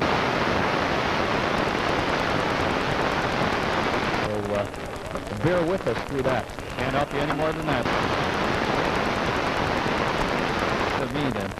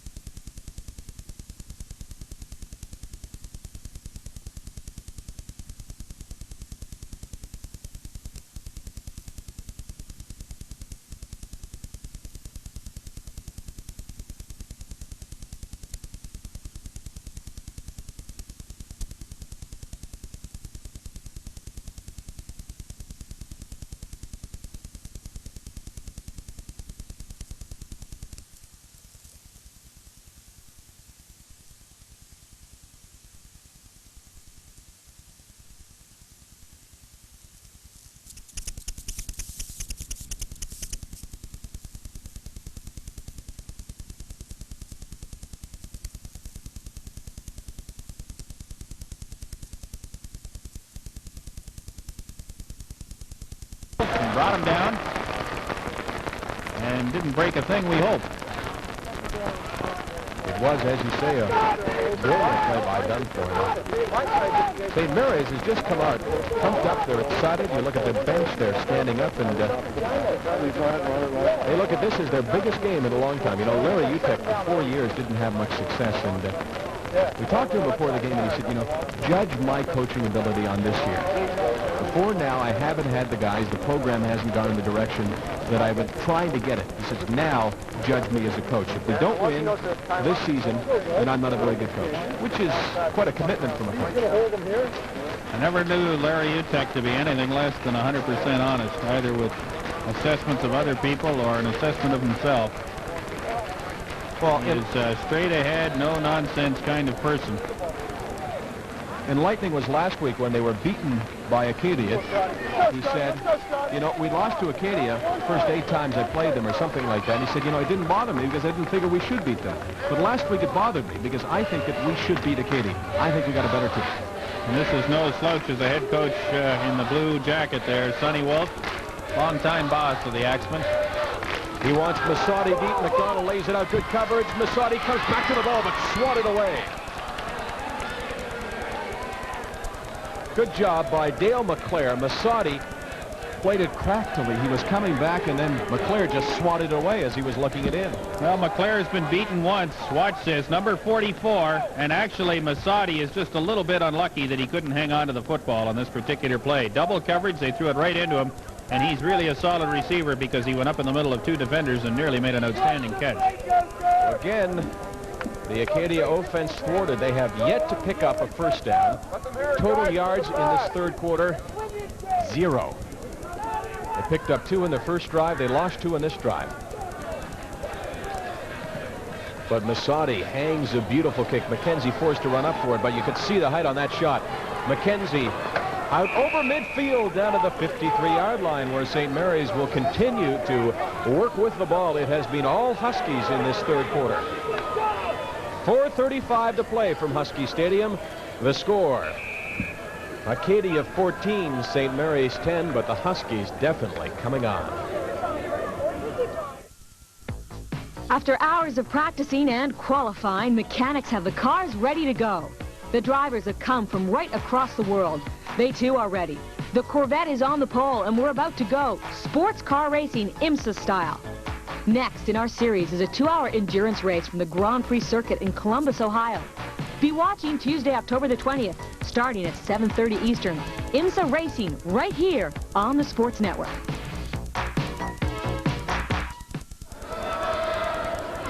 Part of a reasonably good crowd. They feared that they might not get many because of the Thanksgiving weekend. So many kids have gone home. But there are some here from Wolfville making the 60-minute drive. And there are more here from St. Mary's University. And we are on the St. Mary's campus in Halifax. The Huskies, hometown Huskies with the ball. They go to the shotgun formation. Bevan, the lone back. Flynn lays it out. He's got a receiver open, and he takes it in. Third reception of the day for Brian Smith. 16th of the season. Smith is assuming a very prominent role as he tucks it up a bit with Derek Provo. Good-looking play that time. The ball is well delivered by Chris Flynn. Watch this. From a shotgun formation, Flynn is back about 10 yards from the line of scrimmage, has lots of time to survey the defense, throws it up there, and there is McKenzie, was it, to make a great catch, and Provo hauled him down. Brian Smith, number 73, the man who made the catch, and they moved the football inside the 30-yard line. Third reception for Smith. 1st and 10 for St. Mary's. McKenzie right. This is Matzat left. Gain of about 3. It'll be 2nd down and 7, and we're happy to say that the sunspot situation is beginning to clear up. We've had Peter Watts working on it, and he's done the job, and it'll be not too long before our transmission is resumed back to picture perfect. From Anik D. Correct? Gain of 4 on the play. Absolutely right. 2nd down and 6. St. Mary's, Chris Flynn's gone all the way at quarterback. Bevan and Matzat in the backfield. Flynn flips it out for Bevan. He's going to have a tough time making a first down. Bevan inside the 20, and I think he drove ahead just far enough for the first down. Great play by the big running back, number 31, Phil Matsat, after he caught the football, actually, make that Bill Bevan the fullback. And he did move the sticks indeed. This is a good-looking play here by Bevan. Good scramble again by Flynn. Pretty good protection. He's had a lot of time to survey potential receivers. Now, watch this. Just drops his shoulder and drives that defender back across the 20 and gets the first down. Paul Rodding was carried about 4 yards, and that was more than enough for a first down. St. Mary's continues to drive it into the wind. 2:45 to play in the third quarter. Matsat started inside, went outside, and he's got a good gain down to the 11-yard line. Gain of 8. It'll be 2nd and 2, but this St. Mary's team is alive. John Lucan, the slot back, led him around the corner, made one block, and gave Matsat a chance. Good read here to find a little bit of a gap. Lucan drove his man back, and there is Bevan right behind to scamper into the middle of that defense and pick up about 7 yards. 2nd down and 3. St. Mary's try to go ahead. They trail it 14-10. Matsat looking for the first down. He's got it and more. Phil Matsat inside the 5 to the 3-yard line. Acadia just chewing up this third quarter, running the time off the clock and running the ball down the field. Once more from the end zone. Good blocking once again. Shane, good blocks made there. Matsat reads, follows right behind a couple of his big blockers. And there's Chuck Wust once again to make the stop on his opposite number 31. But it wasn't quick enough to move the yardsticks. St. Mary's trying to defeat this Acadia team for the first time since 1985. Matsat, though, isn't going to get in the end zone. He is drilled. The first guy there, I believe, was Gaetan Letourneau. Letourneau's been solid in the middle. Wust was there once again, and that play really died before the ball carrier got to the line of scrimmage.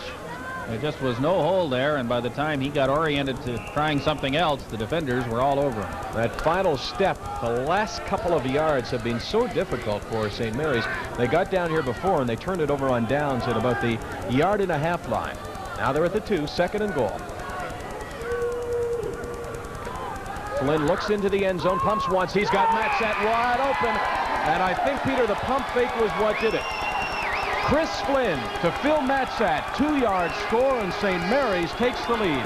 Here we are, almost as good as a play-action pass. Faked once, and Matsat was wide open in the end zone. What a big, big plus for the St. Mary's Huskies. Now you're on the goal line. Watch this. Matsat lines up on the right side. Flynn fakes once, stares the defender right in the face, and just flips it into the wide open end zone.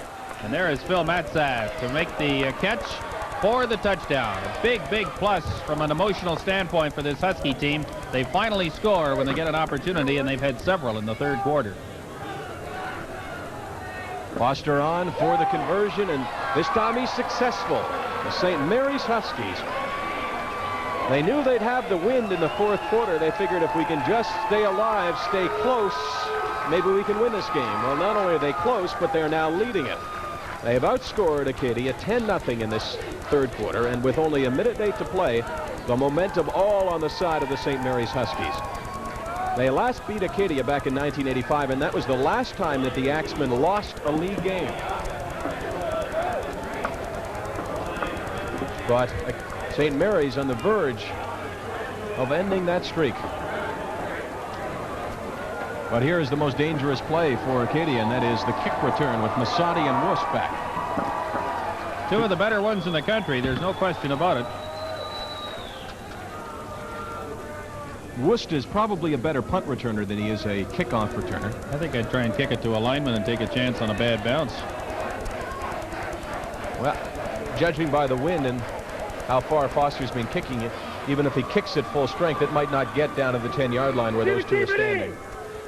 There is number 31, Chuck Wust, a two-time All-Canadian at Acadia. And he's in his 5th and final season of collegiate football from Thornhill, Ontario. Led the CIU in punt returns last year, almost 500 yards and 50 returns. Good kick by Foster to Masadi at his 17-yard line. He is dangerous, but Masadi brought down, and so often you see a team when they're pumped up, you see it on the coverage, and the first guy down was number 40, Scott Dunthorne, who I know you think has played a great game. I was just thinking the same thing, Michael. He's played very, very well, out on special teams and also on defense for the St. Mary's Huskies. Now, this Acadia offense hasn't had a whole lot of time on the field in the third quarter. They've only run about 6 plays, I think. So they may be a little bit cold. 6 plays they have for 0 total yards. This is their first running play, but I think they're still at 0 total yards. Gus Karazakis made a good defensive play there to take the feet out from under Jim Taplin. Well, called their total yardage about 12 inches because they picked up about a foot on that one. And you know, when you're talking about 25 seconds left in a quarter and you're talking about it in terms of inches, you have not had a very good quarter. Second down and 9.5 for Acadia. 13 seconds to play in the third. Here comes the rush. McDonald dropped the ball. He picked it back up, but because he dropped it, he didn't get the first down. Otherwise, he would have had it. He's about 2 or 3 yards short of a first down. Good pressure that time by by the defenders. And here is McDonald. Peter Kerwin was the man who got in there and gave it a good shot. Now McDonald makes an adventure out of it, but pulls the ball into his body just seconds before the defenders got onto the scene. How long has Sonny Wolf been here? 7 years. I don't think any offense that he's ever coached has had a worse quarter than this offense has had. Well, it's not just that they haven't moved the ball, it's that they've only been on the field for 8 plays now. They haven't had very much work in the third quarter. Masadi with a high, very, very short kick. Not a good kick and not a good bounce. And neatly moving in there was number 64, Jim Fitzsimmons. And not only did they get the ball at the 50-yard line, not only is the clock expired, but we'll get a no yards call. And they get the win. Now they could conceivably waive off that no yards penalty because the ball was blown back, and the conversation you and I had with the official might indicate that this would be waived off. And that's what it is. There were no yards, but it wasn't a penalty because they couldn't get out of the way. And that will do it for the end of the third quarter. The score, surprisingly, the St. Mary's Huskies scoring the only 10 points, leading at 17-14. Now let's go back to TSN and Mark Jones. This update is brought to you by Mazda Canada. When it comes to quality and value, Mazda sets the standard. Hello, welcome back to TSN Control in Toronto. I'm Mark Jones. It's Game 3 of the American League Championship Series in Detroit. The Tigers need a win badly to stay in it. The Minnesota Twins can take control of the series with a win today. It's Walt Terrell of the Tigers against Les Straker for the Twins. And watch Les Straker's knee right here. It's going to be a balk, and a run comes in. That makes it 1-0 for the Twins.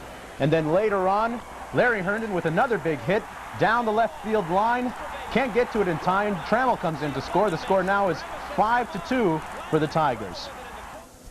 The National League Championship Series resumes tonight in San Francisco. Danny Cox will finally get to pitch. Stiff neck and all for the Giants. It'll be Mike Lacoste. The Cards lead the series 2-1. CIU action tonight. It's Windsor Western 22-7. Western leading. You've heard about those 5, 6, 7-year warranties, but do you know where their coverage really ends? Right here, powertrain only. The Mazda Leadership Warranty is bumper to bumper for 3 years or 80,000 kilometers, and all major components for 5 years or 100,000 kilometers. The 1988 Mazda Leadership Warranty, the best in the business.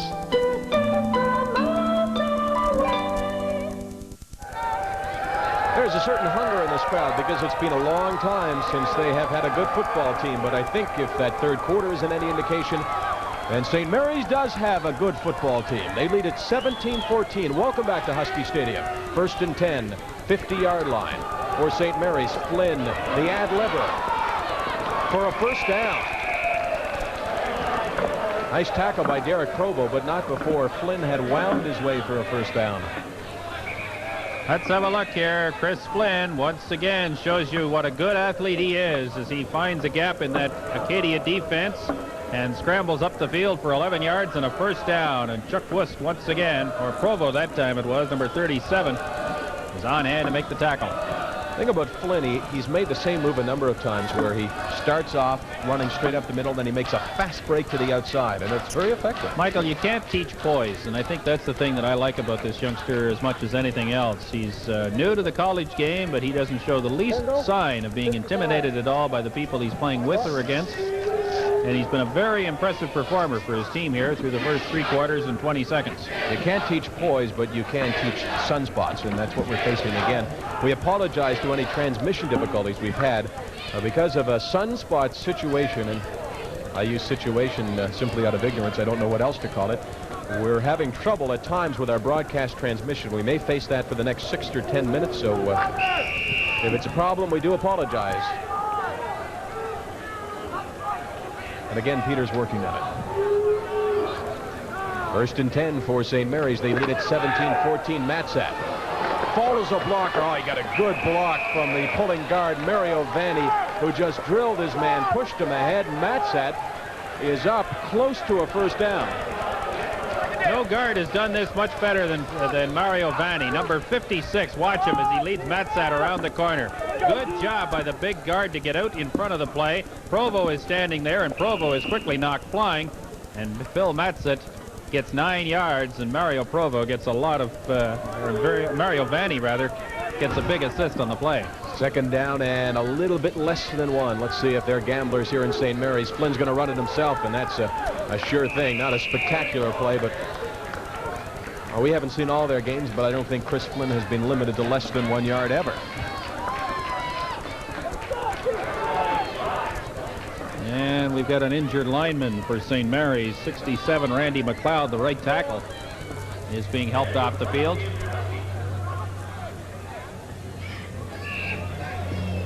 St. Mary's came into this game with a record of 2-1, but I think that this team is coming of age today as we're watching. Well, again, we talked at the outset of the telecast about the fact that St. Mary's had to win by 12 points or more in order to make sure that they would get the extra home game between these two teams. It's the last game of the regular season, and the way things are going, it could very well decide first place. So they still have some work to do. They need, in fact, they need 13 points, I guess, to tie, because it was 16-3 last Saturday in Wolfville. So they're not out of the woods yet. It gets into a complicated formula based on record for and against, points in the league, and ultimate record if the two teams are tied at with the 1 game still to play. But here we are in the fourth quarter. Suffice it to say, they need some more points than they have right at the moment. But here we are with St. Mary's leading Acadia, and whether they do it by the 13 or not, the fact that they're in it is certainly a tribute to the program. Chris Flynn brought down after a gain of 8. There's a guy shaking his head in behind the play, number 60, Scott Nicholson. He can't believe it. He had Flynn lined up. The old pursuit from the backside, Michael, and Scott Nicholson nearly got to Flynn. 2nd down and 4, though. Very effective first down play for Chris Flynn and the St. Mary's offense. They've got it at the 28-yard line. 13-15 to play in the football game. 17-14 St. Mary's. Wallington to the left. He's yet to catch a pass. McKenzie to the right. This is Matsat to the right. Penalty marker down. Matsat first down.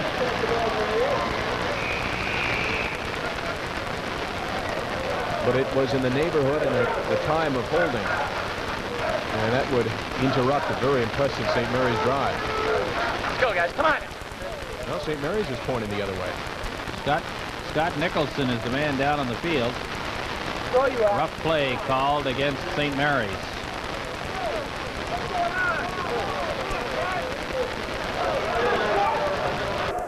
And so while Nicholson remains on the turf and Jim McLeod and the medical staff attend to him, Chris Flynn heads to the sidelines in a conference with Bill Robinson. Go, guys.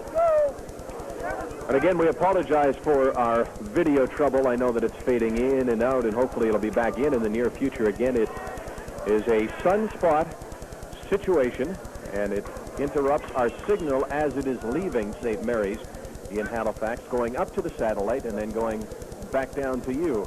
And unfortunately, somewhere on that route, it is being interrupted and is affecting our signal. But if you'll bear with us, we'll move out of the sunspot time and broadcast clearly, as we do 24 hours a day, every day at TSN. 12:50 to go in the fourth quarter, 17-14, St. Mary's with a 3-point lead. And what's happened? They got the first down, then the rough play came, so it is first down, 15 yards back. First and 10, 35-yard line. Flynn throws the quick pass, completes it. McKenzie. And McKenzie keeps going down to the 25-yard line. And if he made it to the 25, he'll have a first down.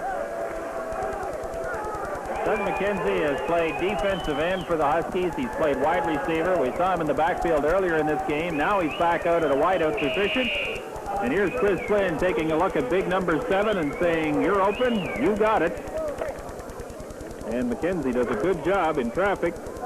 Picks up a couple of yards after the catch and gets the first down at the 25-yard line. Only in college, you say, a guy goes from defensive end last year to wide receiver this year.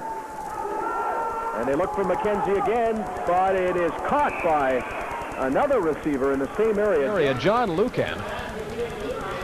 They were within a couple of yards each other, but Flynn's got him moving again. The nice thing about going out to the sidelines is that you don't have to go against Chuck Wust, who lines up at the rover position in the middle of that secondary. Ball's pretty well delivered. Again, McKenzie, rather than sticking his nose in there and making the block, kind of backed off a little bit, and that's why Lucan couldn't do very much after he caught the football. Second down and 4. St. Mary's doing all of this without its best receiver, Bill Scollard, who's out with an ankle injury. Flynn looking for Wallington at the sidelines. Wallington tries to make a one-hand catch, but he can't. St. Mary's did a better job of protecting the quarterback from the rush from the backside that time. Matsat got in there and knocked Nicholson out of the way and gave Flynn an opportunity to move outside and not worry too much about pressure from behind him. Welcome back. Sunspots are gone. Broadcast clear. Temperature cool. Wind blowing right to left. Husky Stadium. And when we mentioned the weather forecast to start the game, we should have mentioned the sunspot forecast. But the difficulties are gone, and we should be clear the rest of the way. Foster in to try a 28-yard field goal. 17-14 for St. Mary's.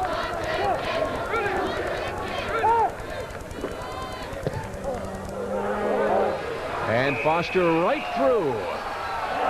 It has been all St. Mary's in the second half. They have outscored Acadia by 13-0, and as a result, they have a 6-point lead. We'll see what the Axemen can do when we return to Husky Stadium. You got hockey with great saves, football with big plays, boxing, tennis, TSN, you got it. Tuesday at 10 Eastern, you won't want to miss the 1987 Columbia Cup. These nitrous oxide-fueled boats will churn the water from Tri-Cities, Washington, called the fastest water in America. Budweiser's Columbia Cup this Tuesday night. Now you got it all. Welcome back to Husky Stadium. St. Mary's now out in front of Acadia 20-14. It was 14-7 at the half, and Acadia took the win in the third quarter, hoping to get some points.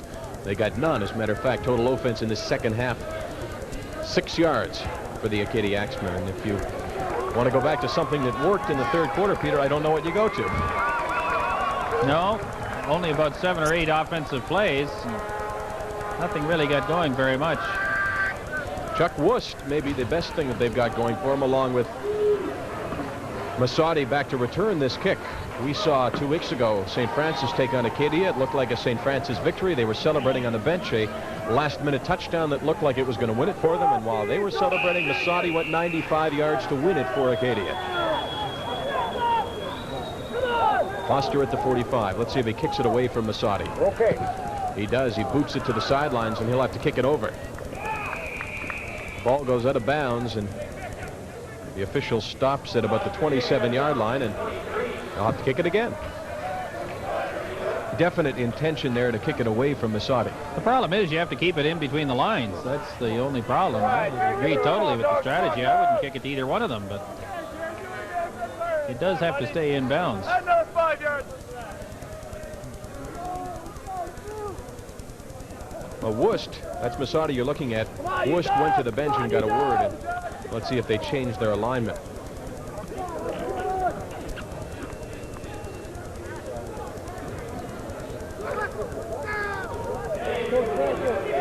Worst remains on the right, Masadi on the left. Foster will tee it up this time from the 40-yard line. Now they're almost forced to kick it deep or give up an awful lot of field position.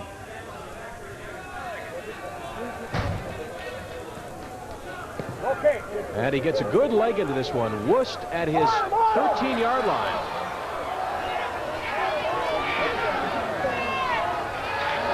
Well, the one salvation for Acadia has been their kick returning, and when that starts to leave, you're in big trouble.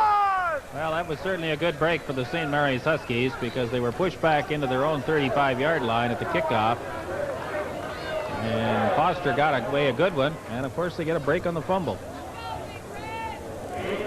Beat all St. Mary's, but for Sonny Wolf's team, there is hope because they are only down by 6 points. So a touchdown would put them in the lead, but they have not come close to putting any kind of points on the board in the second half.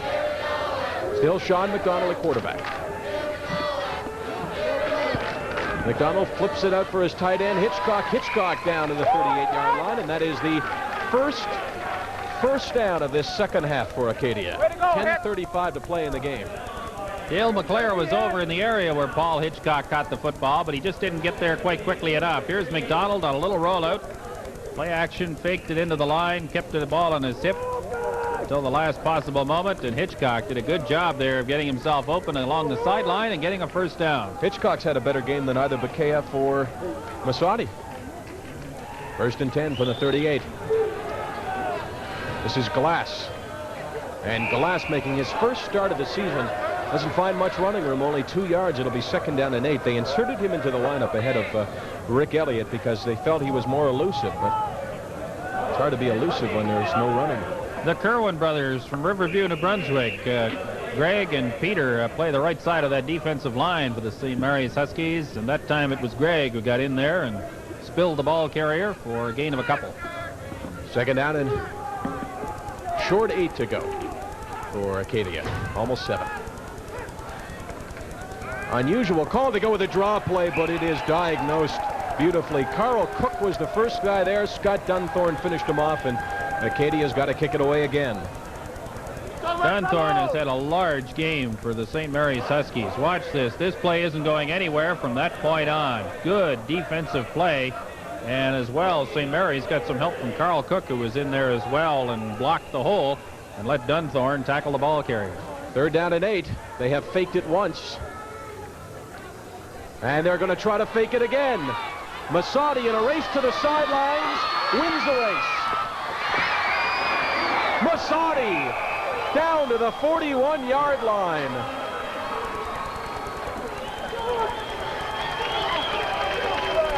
Mr. Everything for the Acadia Axemen.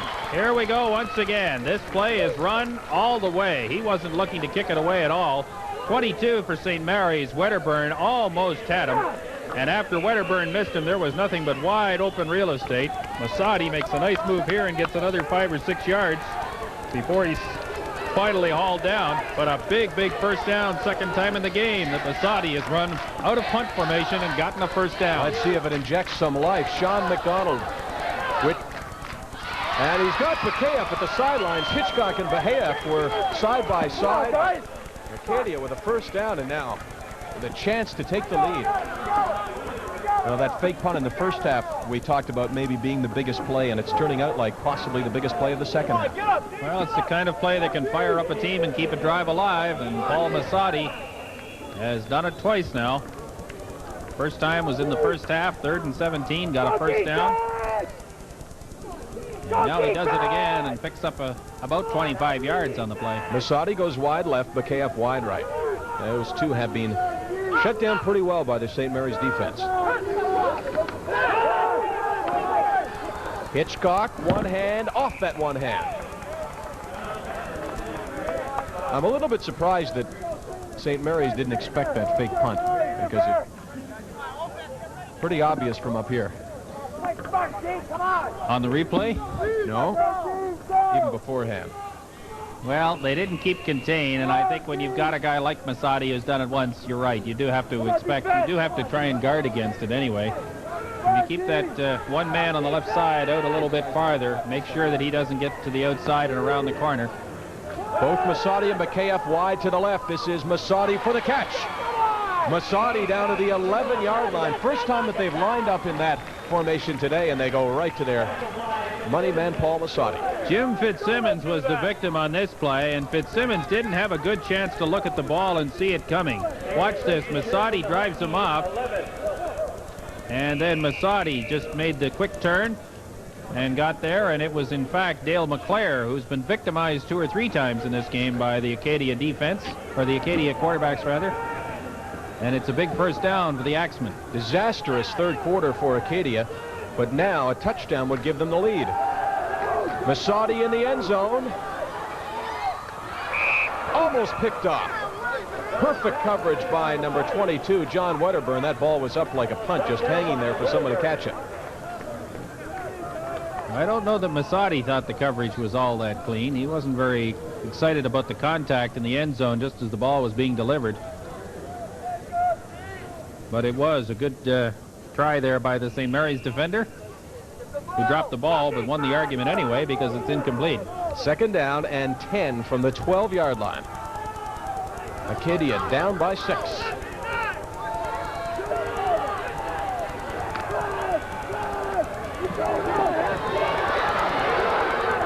McDonald dumps it off, but slapped away by the linebacker, Rob Brennan.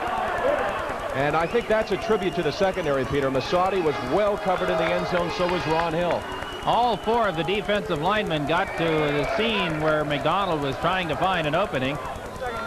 And then the ball was finally knocked down, but there are 4 red shirts in the area of the quarterback. And then big number 45, Rob Brennan, got his hand on the loose ball and knocked it down. St. Mary's took it down to the 11, or excuse me, Acadia, but like St. Mary's, they had trouble getting it into the end zone.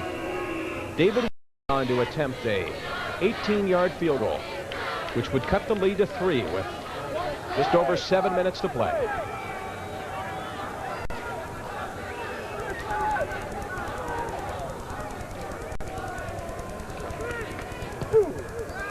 Ball is up and wide. Jim Fitzsimmons steps out of bounds, and very happily the St. Mary's Huskies will give up 1 point, so they continue to lead. 7:09 to play. The score 20-15. The Huskies looking for their first victory in 2 years over the Acadia Axemen. Good times ain't hard, good friends in the backyard. Any place, the sun on your face, the bats like the ice, taste smooth and light, right on the goes down so nice. The bats like the ice, taste smooth and light, right on the goes down so nice. The bats like the ice.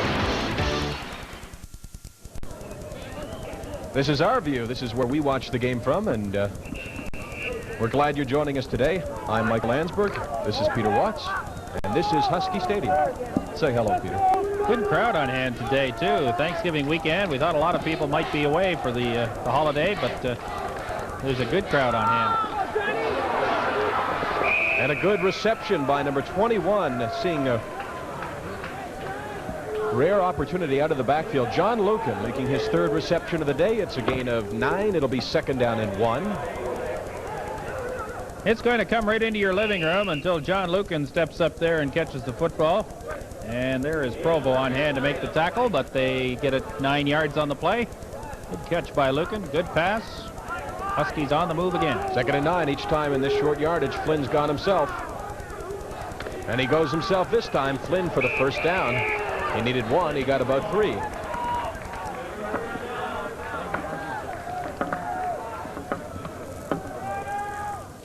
Time winding down. 6:15 to play. This would be such a big victory, not just in the standings, but for this entire program for St. Mary's to defeat Acadia. Looking at Flynn there reminds me there's some awfully good rookies playing football in this country at the collegiate level this year. A young lad named Andy Ross, who made his debut with Windsor last week, rushed for 250 yards and 3 touchdowns. And Mr. Flynn will be a nominee, I think, probably for the Peter Gorman Trophy come November. Matt Satt for 4, 2nd and 6. Russ stepped in and he was filling some shoes there of another good rookie. Another good, well, sophomore this year. Chris Porter was the Peter Gorman nominee from the OUAA last year. Broke his ankle 2 weeks ago. And it's nice when you can go to your second guy and get that kind of production out of him. 2nd 6. Critical situation for the Acadia defense. They need the ball back. They trail it by 5. Flynn to Matt Satt. Matt Satt not going to make the first down. Wrapped up by number 63, Gaetan Letourneau, puts a fist up in the air, and he's played a good game. Has played pretty well indeed for Acadia. Was big in the first quarter, and I think they've been paying some attention to him from a blocking standpoint, but that time he stripped the blocking away, found the ball carrier, and dumped him to the turf at the 54-yard line. Now, because of the injury to Scollard, it'll be Foster punting, and he has not done much of that this year. Jerry Foster, with only Chuck Wust back.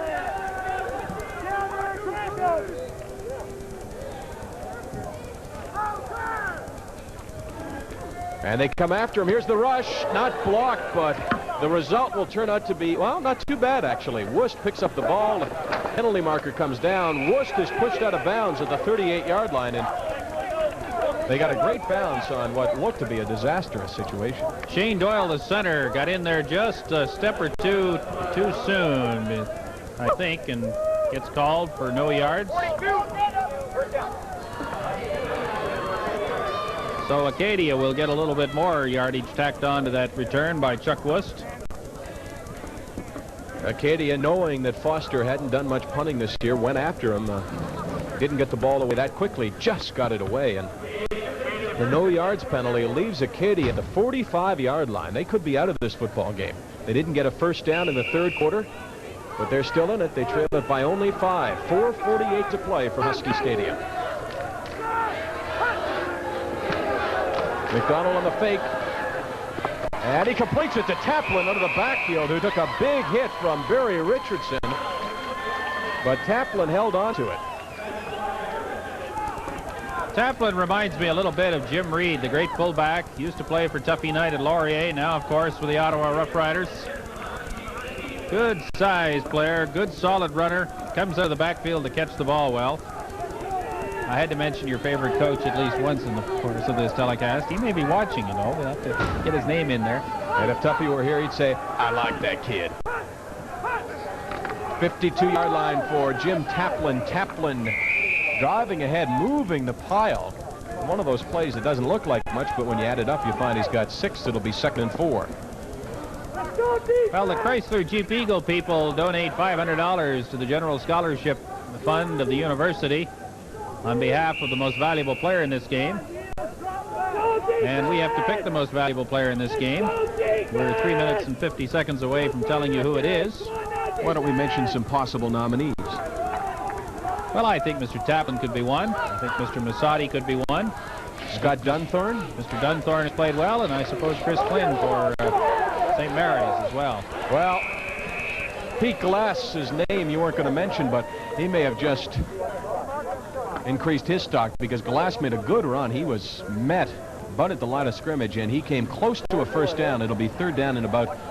Here we go. Glass inside. Tough running indeed, and he just found a little bit of an opening there. Got away from Brian Hutchings and somehow managed to pick up about 5 more yards after he should have been brought down, and got the first, well, didn't get the first down. He's a yard short. 3rd and 1. Biggest play of the game so far. 3:22 to play. Acadia needing points. They want to hold on to it. Taplin and Glass in the backfield. This is Taplin ahead for the first down. Not by much.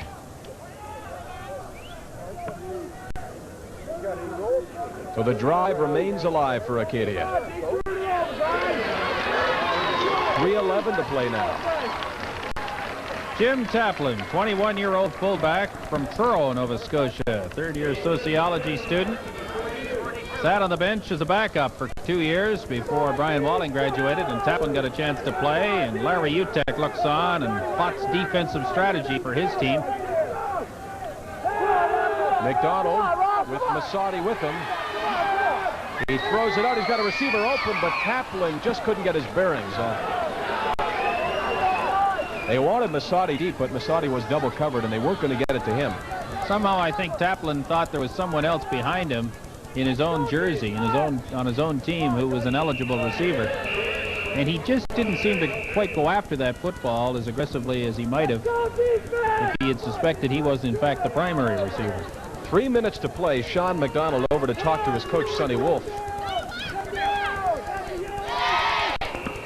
20-15 for St. Mary's. They have played a terrific second half, but Acadia has left itself in good enough position that with a touchdown they could win it, or at least take the lead.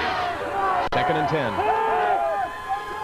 Hitchcock pulling down the ball. Actually, that was Ron Hill with his first reception of the game, but I believe he's going to be 1.5 yards short of the first down. Barry Richardson made a great defensive play here, number 27 for the Huskies. There's Ron Hill. Ron Hill, meet Barry Richardson. Right at the 35-yard line. Good hit that time. 1.5 yards to go, and Acadia wants to talk it over. They've taken a timeout. McDonald over to talk to Sonny Wolf. 2:33 to play. And we'll see what they decide. Will they go for it? Likely. And what will they select when we return to Husky Stadium with 2:33 to play in the game? Sunday is spectacular on TSN at 12:30 Eastern. The IMSA GTP Series continues with 300 kilometers of flat-out excitement. Then it's center court for the men's final from the WCT Scottsdale Tennis Championship. At 4:30, there's the live running of the Kelso Handicap and the Jockey Club's Gold Cup from Belmont Park in New York. Later, NFL Theater examines pro football's forgotten workhorses, the legendary linemen. Sunday is spectacular on TSN. Part of a very happy St. Mary's crowd, but a little bit tense right now. The Huskies lead it by that score. But Acadia has the ball, and they are driving, and they are a poised veteran team. And they know how to win games late. 3rd down, 1.5 yards to go. They elected to go for it. Sean McDonald talked it over with Sonny Wolf. He's got Glass and Taplin in the backfield. McDonald is a threat to run as well. They've turned to Taplin in each short yardage situation. It's Taplin. Taplin drives ahead for the first down. He was met at about that point. If the big guy falls forward, he's got a first down. The tackle was made by number 66, Greg Kerwin. About 2 yards too deep for Larry Utek. Well, Larry Utek told me yesterday he thought that his defensive tackles were a little young, a little inexperienced, and needed some work. And in fact, they've been running inside on this drive and doing it effectively of the Acadia Axemen. McDonald to Ron Hill again. Same play that we saw before. That time they picked up 8. This time 15. Acadia continues to drive. The clock winding down. Fourth or fifth time on this drive that we've seen this particular pattern. It's just a down and a little hook pattern to the outside, and Ron Hill has got the play down pretty well, and he's got 15 yards and another first down, and the Acadia Axemen are threatening to take the lead for the first time since early in the second quarter. And Ron Hill is having success because of Paul Masadi. Masadi, you saw there, went through that area. 2 guys picked him up. Hill had 1 guy to beat, and he did it. 1st and 10, 15-yard line now. McDonald again. For the end zone, Taplin's open. He's dunked it, but he holds on to it. He took a real hit in the end zone, but Jim Taplin gives the Acadia Axemen the lead, and I think he's feeling it right now. Nice when you got a fullback that can catch the football and get downfield as quickly as he can. They've used him a lot in various ways today. Here's McDonald again, the fake first of all to Glass, who drops out into the pattern as a potential receiver. By this time, Jim Taplin is wide open in the end zone, and the defender on the play, who was number 22, John Wedderburn, got there a step too late. And Wedderburn is still down. He applied. The only chance they had to break up the play was to apply the hit. He did, but Taplin was tough enough to hold on, and the Acadia Axemen, who are down and obviously not out of this game, but certainly in jeopardy of losing it, have come back. One more time. From the end zone, McDonald took a hit after he delivered the football, but got it away very nicely, and Taplin made a good play to get to the end zone and then hung on to the ball after Wedderburn hit him. Right shoulder or right arm, it looked like. Wedderburn, a great athlete. He ran a 10.8 100 meters in high school. And he ran track for a couple of years before Larry Utek got him to come out for the football team. And he says he's the best defensive back that he's got.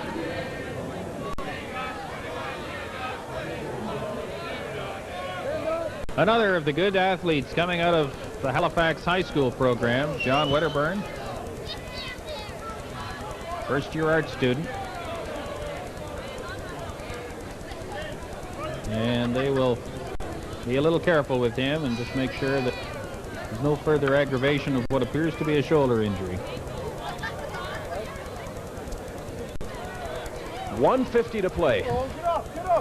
St. Mary's trailed at the first half 14-7. They then took the lead 21-14, or excuse me, 20-14, but now Acadia has taken back the lead. They lead at 21-20, and with the conversion they could go up by 2. Come on, Sonny Wolf looking to go 4-0. Larry Utek trying to time at 3-1. Sonny Wolf looking to go 4-0 and hang on to a number 5 ranking in the national polls. In all honesty, I'm not sure that there's any one of the 4 teams in the Maritimes which are capable of matching up against at least 3 other clubs that we've seen this year. UBC, of course. Western is very strong. We haven't seen Bishops yet, and I'm looking forward to seeing the Gators in 2 weeks' time when we see them against Queens at Lennoxville. And there might be a couple of other games or a couple of other teams as well that may be more of a factor than any of the clubs in the Maritimes. But we'll see. Game isn't played by us. It's played on the field. And John Wedderburn able to come off under his own power, and that's a good sign. And a reminder that next Saturday is Panda in Ottawa, a great football game. The Carleton Ravens and the University of Ottawa GGs at Lansdowne Park. And they go for 2. McDonald, 5-yard line, looking for the 2-point conversion to go up by 3 points. And they aren't going to get it. The ball swatted away nicely by number 40, Scott Dunthorne, one of the guys that we've mentioned for Chrysler Jeep Eagle Player of the Game. So it stays now a 1-point lead, which means with a single we would be tied, which would mean overtime. Yes, 2 5-minute halves if the game is tied at the end of regulation. Which now is a possibility. St. Mary's will get the ball back. 1:50 to play. 4th quarter from Husky Stadium. In the biggest game of the season so far in the AUAA. Last week, it was Acadia by 13 in Wolfville. It always happens, doesn't it? We get overtime when the plane leaves within an hour of the final buzzer. They don't have it yet. Craig McKinnon, the backup quarterback, is back to receive this kick along with Cal Bussey. The best kick returner, Bill Scholar, will not be back. The number 2 kick returner, John Wedderburn, will not be back as well. They're both injured.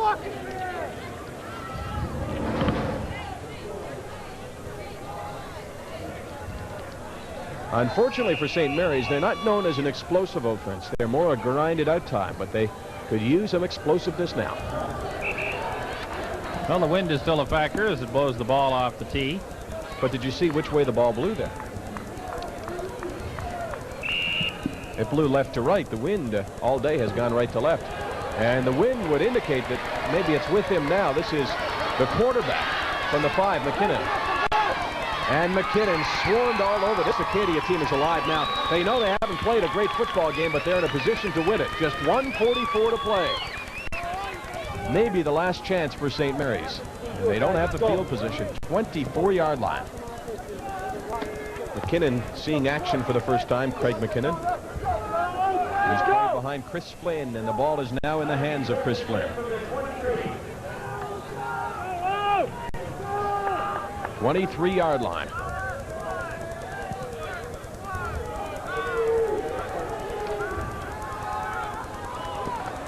Flynn throws it out. He's got Matt Set out of the backfield, and he's got him. John Lucan actually out of the backfield. Big play for St. Mary's into Acadia territory, and Flynn laid it out there beautifully. Great play by the rookie. Great play by the veteran receiver, John Lucan. Here you are with Chris Flynn. Pump fake first. And then as Lucan turns it upfield, the ball is laid out there beautifully. Lucan is wide open. And the defender there for Acadia, number 44, Martin Gray, had a long way to come to make the stop. And it's inside the Acadia 50. And there's the defender down on the sidelines. And it is number 44, Marty Gray, who made the tackle. Lucan gives St. Mary's much-needed field position. They don't need a touchdown to win it. They trail it only by 1, but field goal kicking has been a bit of a problem so far for St. Mary's. I don't think that Larry Utek will look at any potential field goal as money in the bank. Foster has missed a conversion as well as missing a couple of field goals.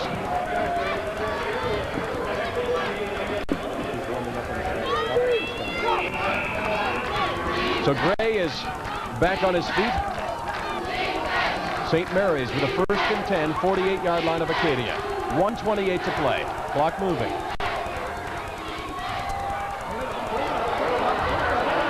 Flynn to run. Flynn down to the 31-yard line. And he was close to breaking that. Jody Leclerc, the last guy who could have brought him down, did. Leclerc doing a good job moving from his defensive end position. The elusive Mr. Flynn. He's exciting to watch. And he looked like he was going to the outside until the last possible moment. After this particular point, he's making yardage with every step he takes up the field. Great cut there. And he made another 8 or 9 yards before he was finally hauled down. I'm sorry, it was Paul Wetmore on the tackle. 1st and 10. They go to the running game. Matsat. Not much, about 4. 2nd down and 6. Minutes flag up. Clock will continue running. There's plenty of time for St. Mary's. A minute to go with a couple of timeouts. Now Larry Utek's on the bench yelling, hurry up.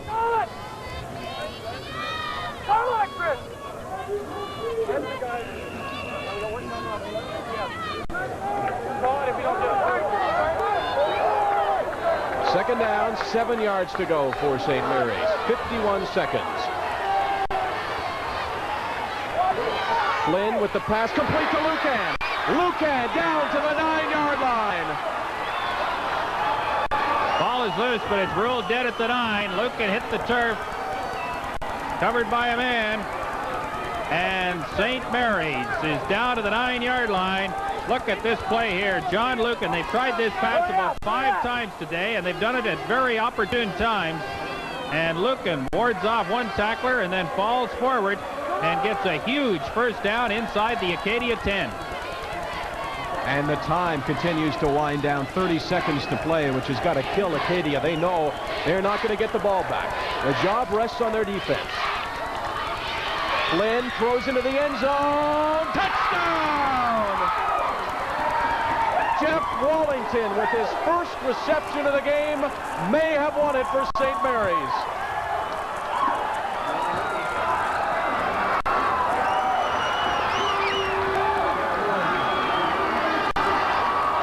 Here it is. Chris Flynn, little rollout, pump fake, delivers the ball off his back foot, but Wallington ran a terrific pattern and was wide open in the end zone. And the victim on that occasion was Dave McDowell, and a very happy group of St. Mary's Husky supporters applauds their team's 26-21 lead with 18 seconds to go in the game. Wallington didn't catch a pass all game, but he caught the biggest catch of the past 5 years for Larry Utek. The drive began on the 28-yard line. The big play got him started. Lucan on the reception down the sidelines took it down to the 50-yard line. Then another pass to Lucan. A nice run by Flynn. A 4-yard run by Matsat set it up at the 10-yard line. And then the strike in the end zone to Wallington, his first reception of the game, and St. Mary's turns what looked like a loss into a victory. 26-21 with the conversion to come. Conversion doesn't carry a lot of significance on this. It's either a 5 or a 6-point lead. And they'll go for the 2-point conversion, which will put them up 7.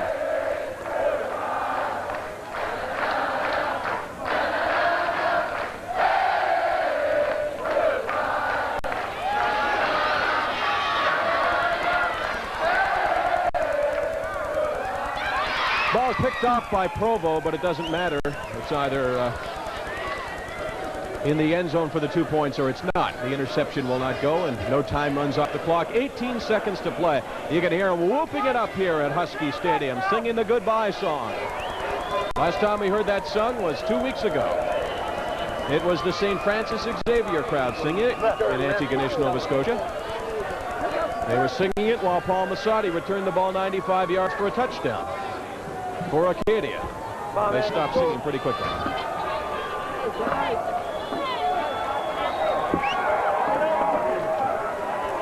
Peter Watts has made his way down to the sidelines, and he'll be talking to our Chrysler Jeep Eagle Player of the Game, $500 scholarship to the General Scholarship Fund of the school in the name of the player that's selected, and you can probably guess who we're thinking about right now.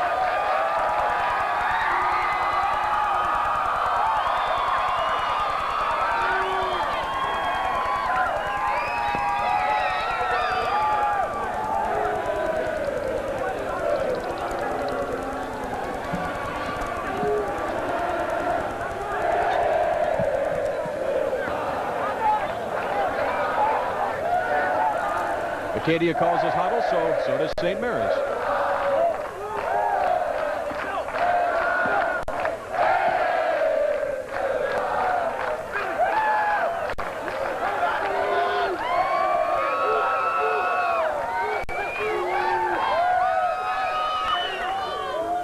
don't think I've ever quite figured out the words to that song. A lot of mumbling and a goodbye.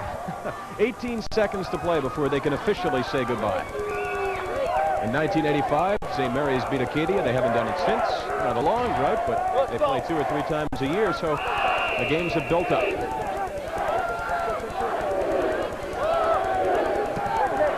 Squib kick that could go out of bounds if they let it. They're not going to let it go out of bounds. 58, Mark Poirier, the middle linebacker, picked it up at the 33-yard line. So the challenge is a stiff one for Acadia. Get right back to the hunt. 33-yard line, 15 seconds to play in the football game.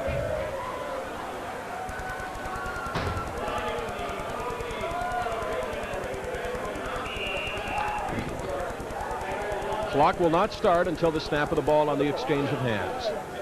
Kind of a swirling wind. We can't really say which direction it's moving, so McDonald should be able to get some distance on this pass, but he's sacked. Peter Kerwin, the best pass rusher on the team, blew in there and may have guaranteed the victory. 11 seconds to play.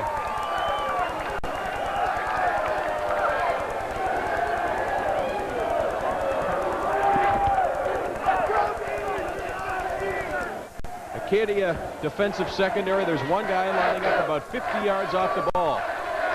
They throw the ball up for Bakayef, but it goes out of bounds with 1 second to play.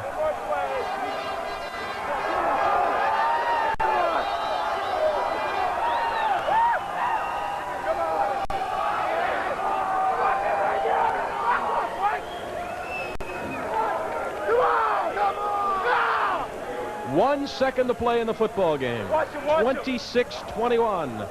St. Mary's with the lead and certainly with field position on their side. 22-yard line for Acadia.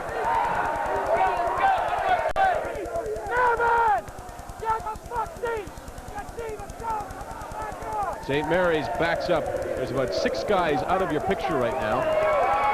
McDonald throws the ball a long way, but not far enough. Picked off by the defensive back, number 27, Barry Richardson. And the St. Mary's Huskies can celebrate the biggest victory of Larry Utek's 5-year coaching tenure. A 26-21 win over the Acadia Axemen.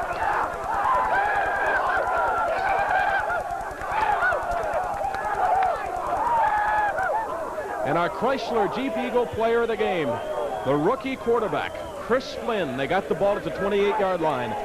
Flynn, with cool precision, led them down, eventually finding Jeff Wallington in the end zone for a 10-yard score to win it for St. Mary's. Chris Flynn is the Chrysler Jeep Eagle player of the game. And Peter Watts will talk to Chris Flynn for the second time today when we return to Husky Stadium. The final score, 26-21 St. Mary's.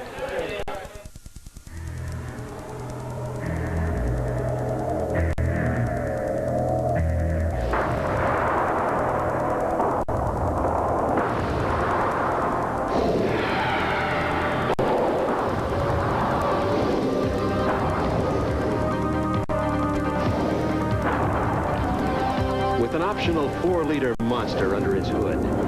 Jeep Comanche doesn't just stand apart. It stands alone.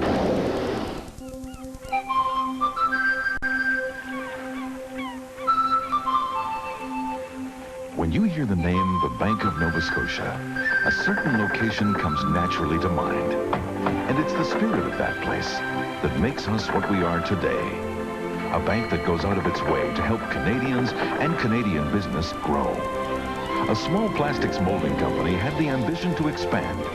It's now one of North America's largest, with thousands of employees. And Scotiabank was with them all the way. Another ambitious businessman needed a loan to take on bigger projects. Today, he runs a multi-million-dollar sheet metal enterprise. Scotiabank was with him through thick and thin. By reaching out in this way, Scotiabank helps Canadians and Canadian business make it in the world. Scotiabank, we'll help you make it too. I haven't got any numbers for Chris Flynn, but 26-21 tells the story of a big, big win for St. Mary's, a victory that ties the Atlantic Conference standings with these two teams now on top at 3-1. And Chris Flynn is the major reason. He's the Chrysler Jeep Eagle Player of the Game. Congratulations. Thanks a lot. I don't know what to say. I just knew we could come back. We were moving the ball well the whole game. Just little things keeping us from moving it, but it happened so fast we just went down and scored, and I just feel good right now. A couple of people turned in some big plays, and Phil Matson ran the ball well. I thought John Lucan made a couple of terrific catches on that final drive. John Lucan and Phil Matson were unbelievable. Phil Matson ran the ball well. I think the biggest credit goes to the offensive line, though. They were just unbelievable today. We ran the ball all day long against them, and if the offensive line keeps up like that, I think we can go a long way. Good for you. Congratulations. Best of luck the rest of the season. Thanks a lot. Okay. Appreciate it. Good to see you. Thanks, Chris, very much. The Chrysler Jeep Eagle Player of the Game, Chris Flynn of St. Mary's. Michael? For 4 years, Larry Utek talked about what might be that he was a good coach, and finally we're seeing some results. Big win for Larry Utek. The final score is St. Mary's 26, the Acadia Axemen 21 in a good football game, and we hope you'll join us for the next one. It's the Panda game, the Ottawa GGs versus the Carleton Ravens. That's next Saturday. See you then. For Peter Watts, I'm Michael Landsberg. So long.